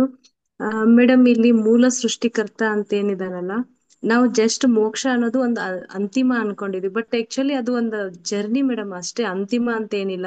ಮೂಲ ಸೃಷ್ಟಿಕರ್ತನೇ ತನ್ನ ಒಂದು ಜರ್ನಿಯನ್ನ ಕಂಟಿನ್ಯೂ ಮಾಡಿದಾನೆ. ಅದನ್ನ ನಮ್ಮ ಮುಖಾಂತರ ಆಗಿರ್ಬೋದು, ಇದ್ರ ಮುಖಾಂತರ. ಬಟ್ ಅವನೇ ಪರ್ಟಿಕ್ಯುಲರ್ ಆಗಿ ನೋಡಿದ್ರೆ ಆ ಮೂಲ ಸೃಷ್ಟಿಕರ್ತನೇ ತನ್ನ ಆತ್ಮವನ್ನ ದಿನ ದಿನ ಅಭಿವೃದ್ಧಿ ಮಾಡ್ಕೊಳ್ತಾ ಇದ್ದಾನೆ. ಹಾಗಾಗಿ ಮೋಕ್ಷ ಅನ್ನೋದು ಅಂತಿಮ ಅಲ್ಲ ಮೇಡಮ್, ಇದು ಒಂದು ಸೋಲ್ ಜರ್ನಿ ಅನ್ನೋದು ಕಂಟಿನ್ಯೂ ಆಗೇ ಇರುವಂತದ್ದು. ಈಗ ಹೇಳಿದ್ವಲ್ಲ ಮೇಡಮ್, ನಾವು ಬಾಡಿ ವೆಕೆಂಟ್ ಮಾಡಿದವರೆಲ್ಲ ಮೇಲಿನ ಲೋಕಕ್ಕೆ ಹೋಗ್ತೀವಿ ಅಂತ ಹೇಳ್ಬಿಟ್ಟು. ಅದು ಏನಂತಂದ್ರೆ, ನಾವು ಬಾಡಿಯನ್ನ ವೆಕೆಂಟ್ ಮಾಡಿದ ತಕ್ಷಣ ಸರ್ ಹೇಳೋದಾಗೆ ಅಲ್ಲಿ ಏನ್ ಮಾಡ್ತಾರೆ, ನಮ್ಗೊಂದು ಆಕಾಶಿಕ ರೆಕಾರ್ಡ್ ಅನ್ನ ತೋರಿಸ್ತಾರೆ. ನೀನು ಈ ಒಂದು ಲೈಫ್ಗೆ ಇದನ್ನ ಇಟ್ಕೊಂಡು ಹೋಗಿದ್ ಉದ್ದೇಶ, ನೀನ್ ಏನ್ ಮಾಡ್ ಬಂದಿದ್ಯಾ ನೋಡು ಅಂತ ಹೇಳ್ಬಿಟ್ಟು. ಅಲ್ಲಿ ನಮ್ಗೆ ಯಾರಿಗೂ ಶಿಕ್ಷೆ ಕೊಡಲ್ಲ ಮೇಡಮ್. ಯಾಕೆಂತಂದ್ರೆ ಈ ಒಂದು ದೇಹವನ್ನ ಹೊತ್ಕೊಂಡು ಆತ್ಮ ಆಲ್ರೆಡಿ ಸುಸ್ತಾಗಿರುತ್ತಲ್ಲ, ಅದಕ್ಕೆ ಇನ್ನೂ ಅವರು ಗೈಡೆನ್ಸ್ ಕೊಡ್ತಾರೆ ನಮ್ಗೆ ಚೆನ್ನಾಗಿ. ಯಾಕೆಂತಂದ್ರೆ ಅವರು ಯಾರು ಇರ್ತಾರೆ ಅಂತಂದ್ರೆ ಹೈಯರ್ ವರ್ಡ್ ಮಾಸ್ಟರ್ಸ್. ಈಗ ನಮ್ಮ ಹಾಗೆ ಮನುಷ್ಯರಾಗಿ ಹುಟ್ಟಿ ಅವರು ನಮ್ಗಿಂತ ಉನ್ನತವಾದ ಸೋಲ್ ಇರ್ತಾರಲ್ಲ, ಅವ್ರಿಗೆ ನಾವು ಮಾಡೋ ತಪ್ಪುಗಳು ತಪ್ಪು ಅಂತ ಅನ್ಸಲ್ಲ. ಅದು ಲರ್ನಿಂಗ್ಸ್ ಮೇಡಮ್. ಅವ್ರಿಗೆ ನಮ್ಗೆ ಇನ್ನೂ ಸಫಿಶಿಯಂಟ್ ಆಗಿ ಉತ್ತರ ಕೊಡ್ತಾರ ಅವರು. ನೀನ್ ಇದನ್ನ ತಗೊಂಡ್ಕೊಂಡು ಹೋಗಿದ್ಯಲ್ಲ ಜೀವನದ ಉದ್ದೇಶನ, ನೀನ್ ಏನ್ ಮಾಡ್ ಬಂದಿದ್ಯಾ ನೋಡು. ಸರಿ, ಈಗ ಆಲ್ರೆಡಿ ನೀನ್ ಏನ್ ಮಾಡಿದ್ಯಾ, ಸುಸ್ತಾಗಿದೆ. ಕೆಲವೊಂದಿಷ್ಟು ಜನ ನೀನ್ ಇಲ್ಲಿ ನಿನ್ ಕಲಿಕೆಯನ್ನ ಮುಂದುವರ್ಸ್ಬೋದು. ಈಗ ಹೇಗೆ ನಾವ್ ಇಲ್ಲಿ ಗುಂಪು ಮಾಡ್ಕೊಂಡು ಕ್ಲಾಸಸ್ ಮಾಡ್ತಿದೀವಲ್ಲ ಮೇಡಮ್, ಅಲ್ಲೂ ಕೂಡ ಇದೇ ಇರುತ್ತೆ. ಸ್ವರ್ಗ ನರ್ಕ ಅನ್ನೋದು ಎಲ್ಲೂ ಇಲ್ಲ. ಅದನ್ನ ನಾವು ಪ್ರತಿ ಕ್ಷಣದಲ್ಲಿ ಯಾವ ರೀತಿ ಜೀವಿಸ್ತೀವಿ ಅನ್ನೋದ್ರ ಮೇಲೆ ಡಿಪೆಂಡ್. ನಾನೀಗ ಈ ಒಂದು ಕ್ಷಣ ಬೇಡ ಅಂದ್ಬಿಟ್ಟು ಯಾವ್ದೇ ಒಂದು ರೀಲ್ಸ್ ನೋಡಿದ್ರೆ ಅದು ನರ್ಕನೇ ಮೇಡಮ್. ಅದೇ ಒಂದ್ ಸೆಕೆಂಡ್ ಅನ್ನ ನನ್ನ ಆತ್ಮದ ಅಭಿವೃದ್ಧಿಗೆ ಉಪಯೋಗಿಸ್ಕೊಂಡ್ರೆ ಅದು ನಂಗೆ ಸ್ವರ್ಗನೇ. ಹಾಗಾಗಿ ಅಲ್ಲೂ ಕೂಡ ಏನ್ ವ್ಯತ್ಯಾಸ ಇರಲ್ಲ ಮೇಡಮ್. ನಾವ್ ಇಲ್ಲಿ ಏನ್ ಕಂಟಿನ್ಯೂ ಮಾಡ್ತಿರ್ತೀವಲ್ಲ ಲರ್ನಿಂಗ್ಸ್, ಅಲ್ಲೂ ಅದೇ ತರ.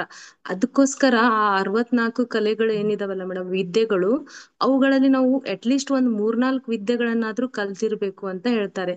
ಆ ಆ ಈಗ ಭೂಮಿ ಮೇಲೆನೆ ಆ ಲರ್ನಿಂಗ್ಸ್ ಅನ್ನ ಸ್ಟಾರ್ಟ್ ಮಾಡಿದ್ರೆ ನೆಕ್ಸ್ಟ್ ಸ್ಟೆಪ್ ಮತ್ತೆ ಅಲ್ಲಿ ಸ್ಟಾರ್ಟ್ ಆಗುತ್ತೆ. ಇನ್ ಕೇಸ್ ನಾವ್ ಇಲ್ಲಿ ಸ್ಟಾರ್ಟ್ ಮಾಡದೇ ಇದ್ರೆ ಅದನ್ನ ನಾವು ಅಲ್ಲಿ ಸ್ಟಾರ್ಟ್ ಮಾಡ್ತೀವಿ. ಇಲ್ಲಿ ಕಲಿಕೆ ಒಂದು ಮುಂದುವರಿಕೆನೆ ಅಲ್ಲಿರುತ್ತೆ. ಅಂದ್ರೆ ಆತ್ಮ ಪ್ರತಿದಿನ ಅಭಿವೃದ್ಧಿ ಆಗೋಕ್ಕೋಸ್ಕರ ವಾತಾವರಣ ಇದಾವೆ ಹೊರತು ನಮ್ಮನ್ನ ಮತ್ತೆ ಕೆಳಮಟ್ಟಕ್ಕೆ ತೆಗೆದುಕೊಂಡು ಹೋಗುವಂತ ವಾತಾವರಣ ಇಲ್ಲ ಅಂತ ಹೇಳ್ಬೋದು ಮಾಸ್ಟರ್ ಮೇಡಮ್, ನನ್ಗೆ ತಿಳಿದ ಮಟ್ಟಿಗೆ.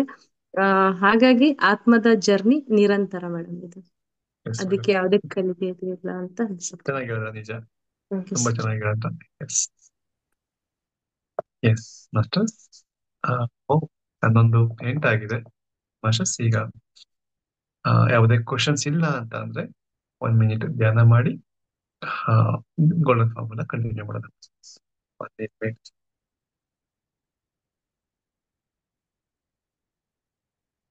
Relax master.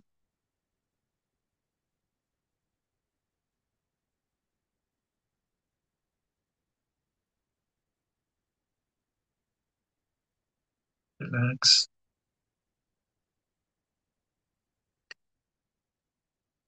Seconds.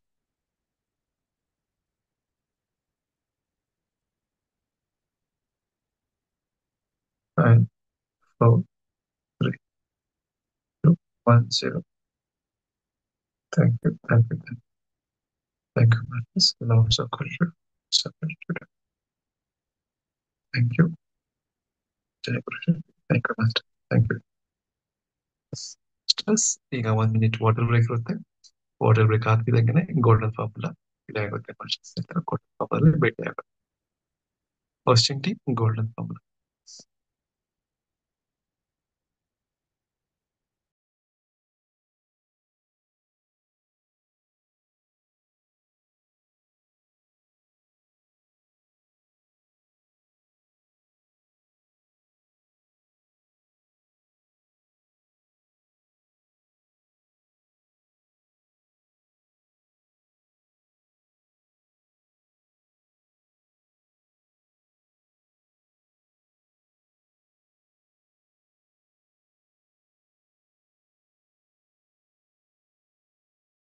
English law.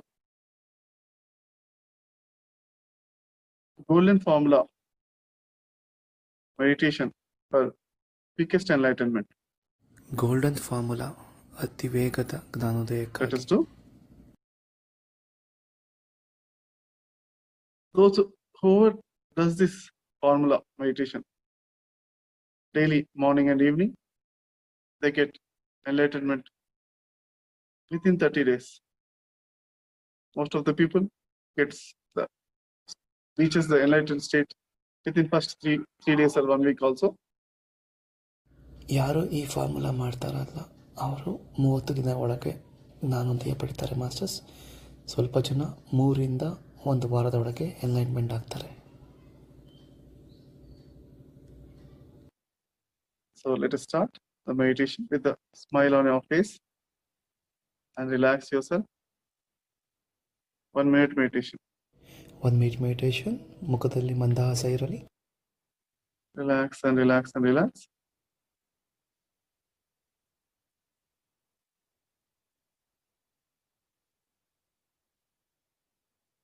With a smile on your face.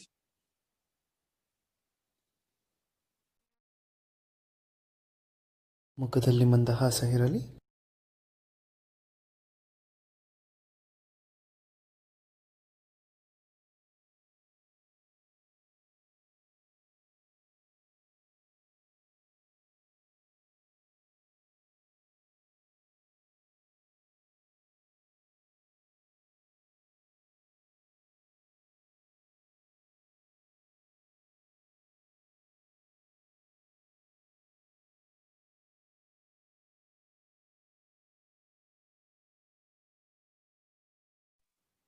Five,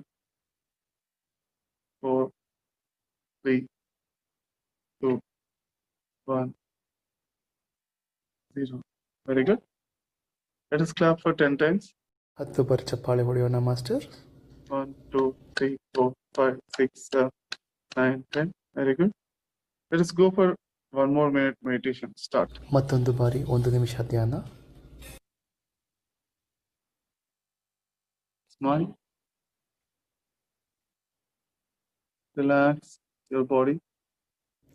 ಇಡೀ ದೇಹ relax. Observe the breath. Normal and natural breath. ನಿಮ್ಮ ಸಹಜ ಉಸಿರಾಟವನ್ನು ಗಮನಿಸಿ.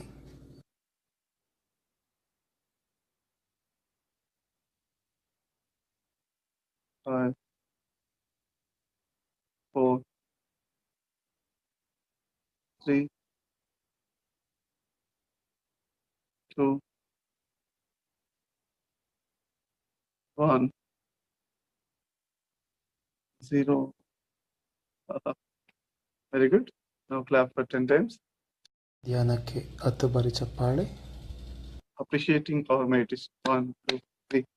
Very good. Very good. Very good. Wonderful. Now let us start for the 1 minute meditation. One more time. Last time. ಕಡೆಯ ಬಾರಿ 1 minute meditation. Sit in a comfortable and relaxed posture. The closed eyes. ಎಲ್ಲರೂ ಆರಾಮಾದ ಸ್ಥಿತಿಯಲ್ಲಿ ಕುಳಿತುಕೊಳ್ಳಿ. Beautiful smile in your face.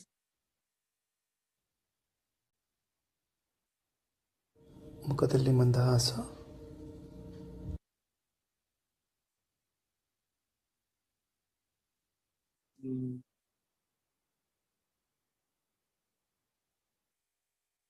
Observing the breath. ಉಸಿರಾಟವನ್ನು ಗಮನಿಸುತ್ತಾ Normal and natural breath we are observing. Incoming breath, outgoing breath. How it is happening in our nose. ಸಹಜ ಉಸಿರಾಟ, ವಿಶ್ವಾಸ ಹಾಗೂ ಉಶ್ವಾಸ. 5, 4, 3, 2, 1, 0. Very good. Now let us appreciate the meditation part with the 10 claps. 10 ಬಾರಿ ಚಪ್ಪಾಳೆ ಮೂಲಕ meditation appreciate ಮಾಡೋಣ masters. Very good. Very good. Very good. Very good. Very good. Wonderful. Now let us go for the 2 minutes meditation. 2 ನಿಮಿಷಗಳ ಧ್ಯಾನ. Start.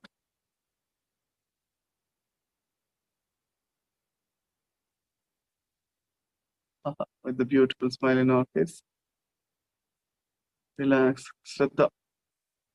The utmost sincerity. We are relaxing our physical body and observing the breath. ಶ್ರದ್ಧೆ ಹಾಗೂ ಪ್ರಾಮಾಣಿಕತೆಯಿಂದ ಮುಖದಲ್ಲಿ ಮಂದಹಾಸದೊಂದಿಗೆ with the bliss and laughter and smile in our face. ಆನಂದ, ನಗು ಹಾಗೂ ಖುಷಿಯೊಂದಿಗೆ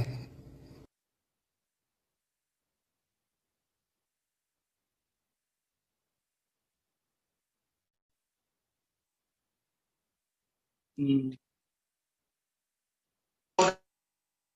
5,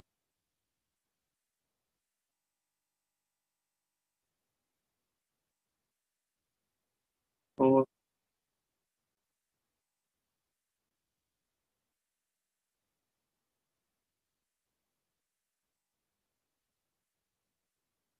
3,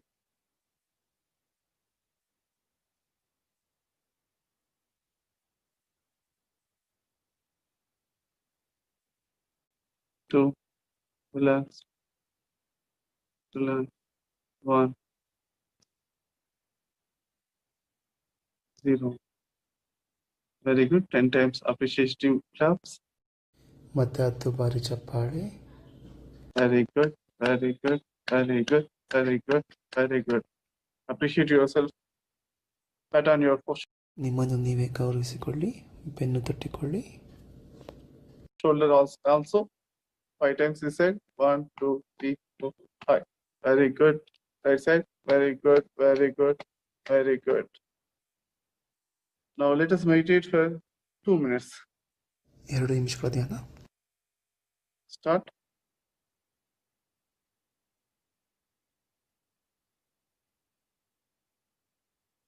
Relax your physical body. ಇಡೀ ದೇಹವೇ relax.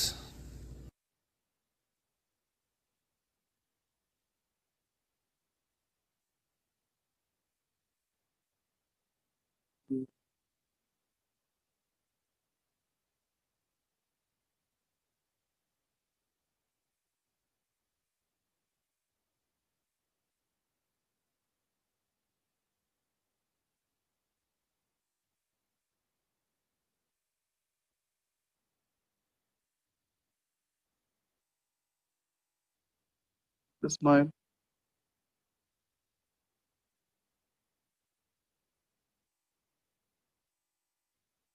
Observe the breath.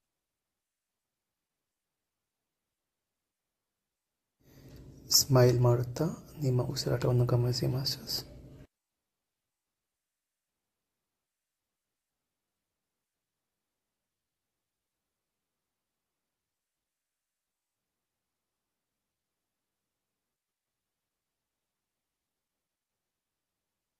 Five,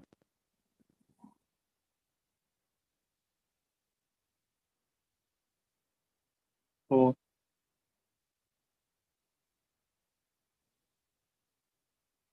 3,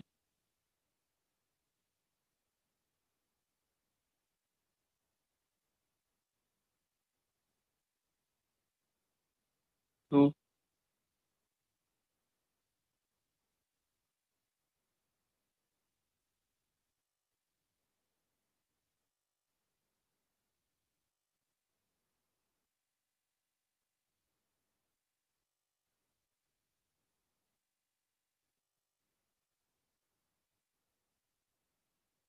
1,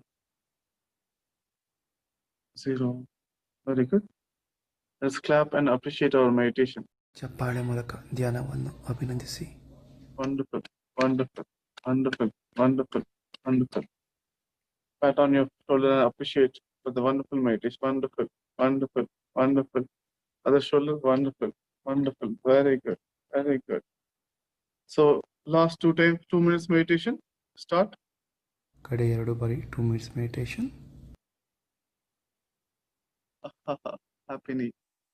Happily, with this divine smile on your face, with the laughter. And continuing the 2 minutes meditation. Relax your body, stomach. ದಿವ್ಯ ನಗುವಿನೊಂದಿಗೆ 2 ನಿಮಿಷಗಳ ಧ್ಯಾನ. All the muscles relax. Muscles ಎಲ್ಲ relax, ಮಾಂಸಖಂಡಗಳು relax.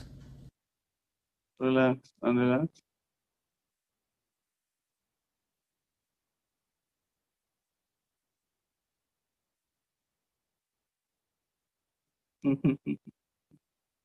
Five,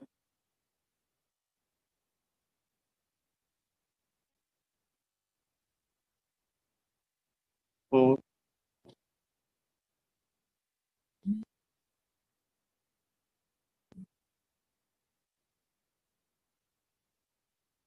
3,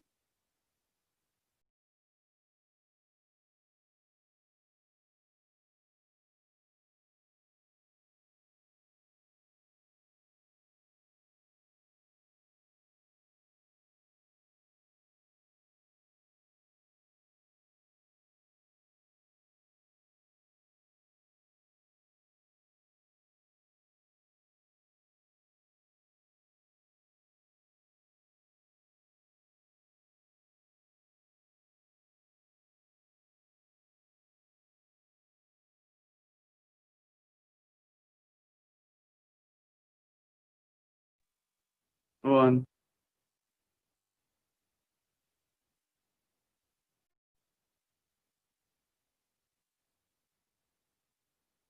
Zero. Very good. Slowly place your hands on your eyes for 5 seconds. 5, 4, 3, 2, 1, 0. Very good. Let us appreciate the meditation, appreciate all the gurus. The claps. Very good, very good, very good. Self-appreciation for the meditation. Very good, very good, very good, very good, very good, very good. Good job you're doing. Amazing job you're doing. ಅದ್ಭುತವಾಗಿ ಮಾಡ್ತಿದ್ದೀರಾ masters. Next 5 minutes meditation we start. 5 ನಿಮಿಷದ ಧ್ಯಾನ. Here we relax our body deeply. ಇಲ್ಲಿ ಆಳವಾಗಿ ನಮ್ಮ ಬಾಡಿಯನ್ನು relax ಮಾಡೋಣ. Deeply, deeper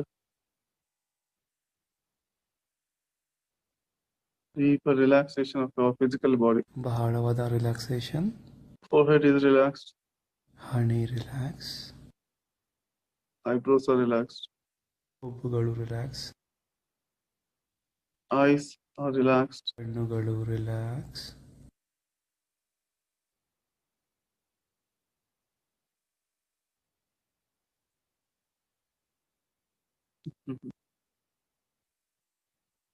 Relax your throat and neck. Relax your shoulders. ಗಂಟಲು ಕತ್ತು ಹೆಗಲು Relax relax. your hands. Relax your chest, stomach, abdomen, upper back, middle back, lower back.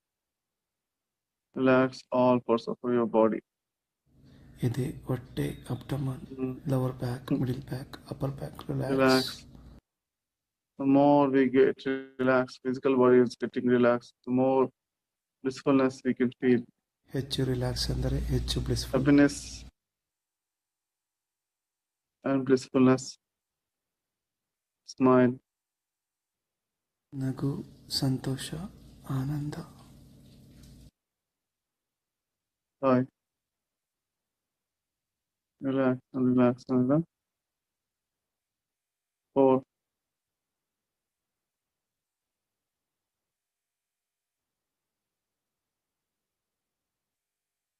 3.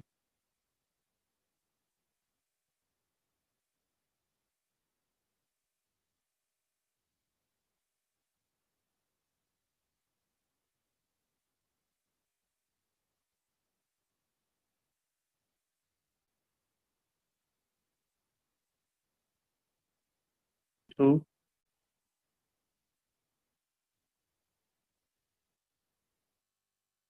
1. 0. Last 2 minutes. Continue with the meditation. Last 2 minutes. ಕಡೆಯ 2 ನಿಮಿಷಗಳ ಧ್ಯಾನ.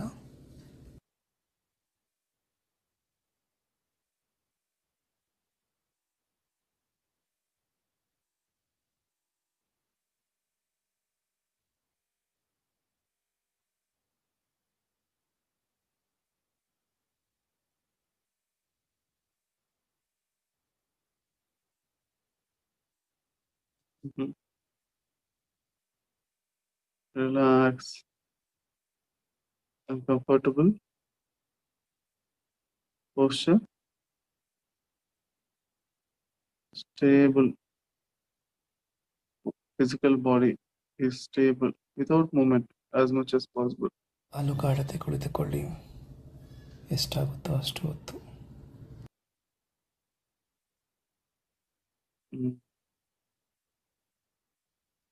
5, 4, 3, 2,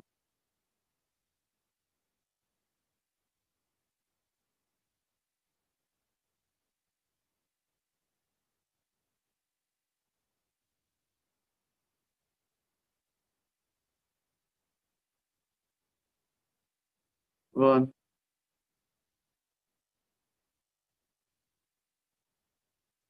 Zero. In the zero state, you're there for some time. ಶೂನ್ಯ ಸ್ಥಿತಿಯಲ್ಲಿ The zero means shunyam, emptiness inside our body. ನಮ್ಮ ದೇಹದಲ್ಲಿರುವ ಶೂನ್ಯ, Emptiness between the cells of the air. ಗಾಳಿಯ ಅಣುಗಳ ಅಂತರದಲ್ಲಿರುವ ಶೂನ್ಯ, Emptiness in the whole universe, cosmos. ಇಡೀ universe ಅಲ್ಲಿರುವ ಶೂನ್ಯ. We are getting connected to emptiness. 5, ಶೂನ್ಯಕ್ಕೆ ಕನೆಕ್ಟ್ ಆಗುತ್ತಾ? 4, 5.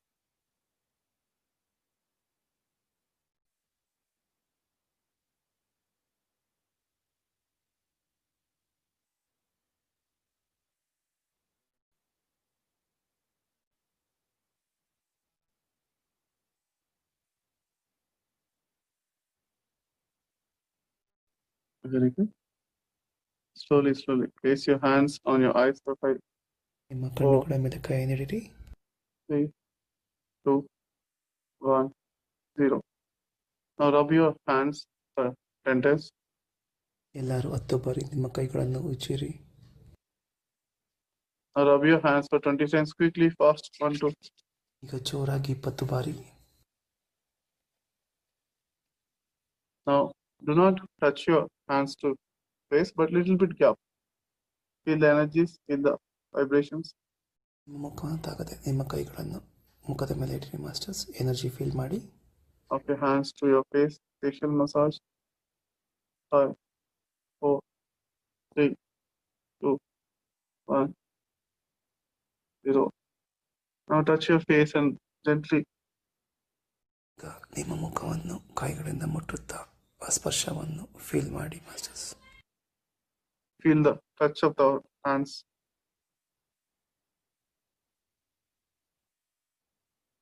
Very good.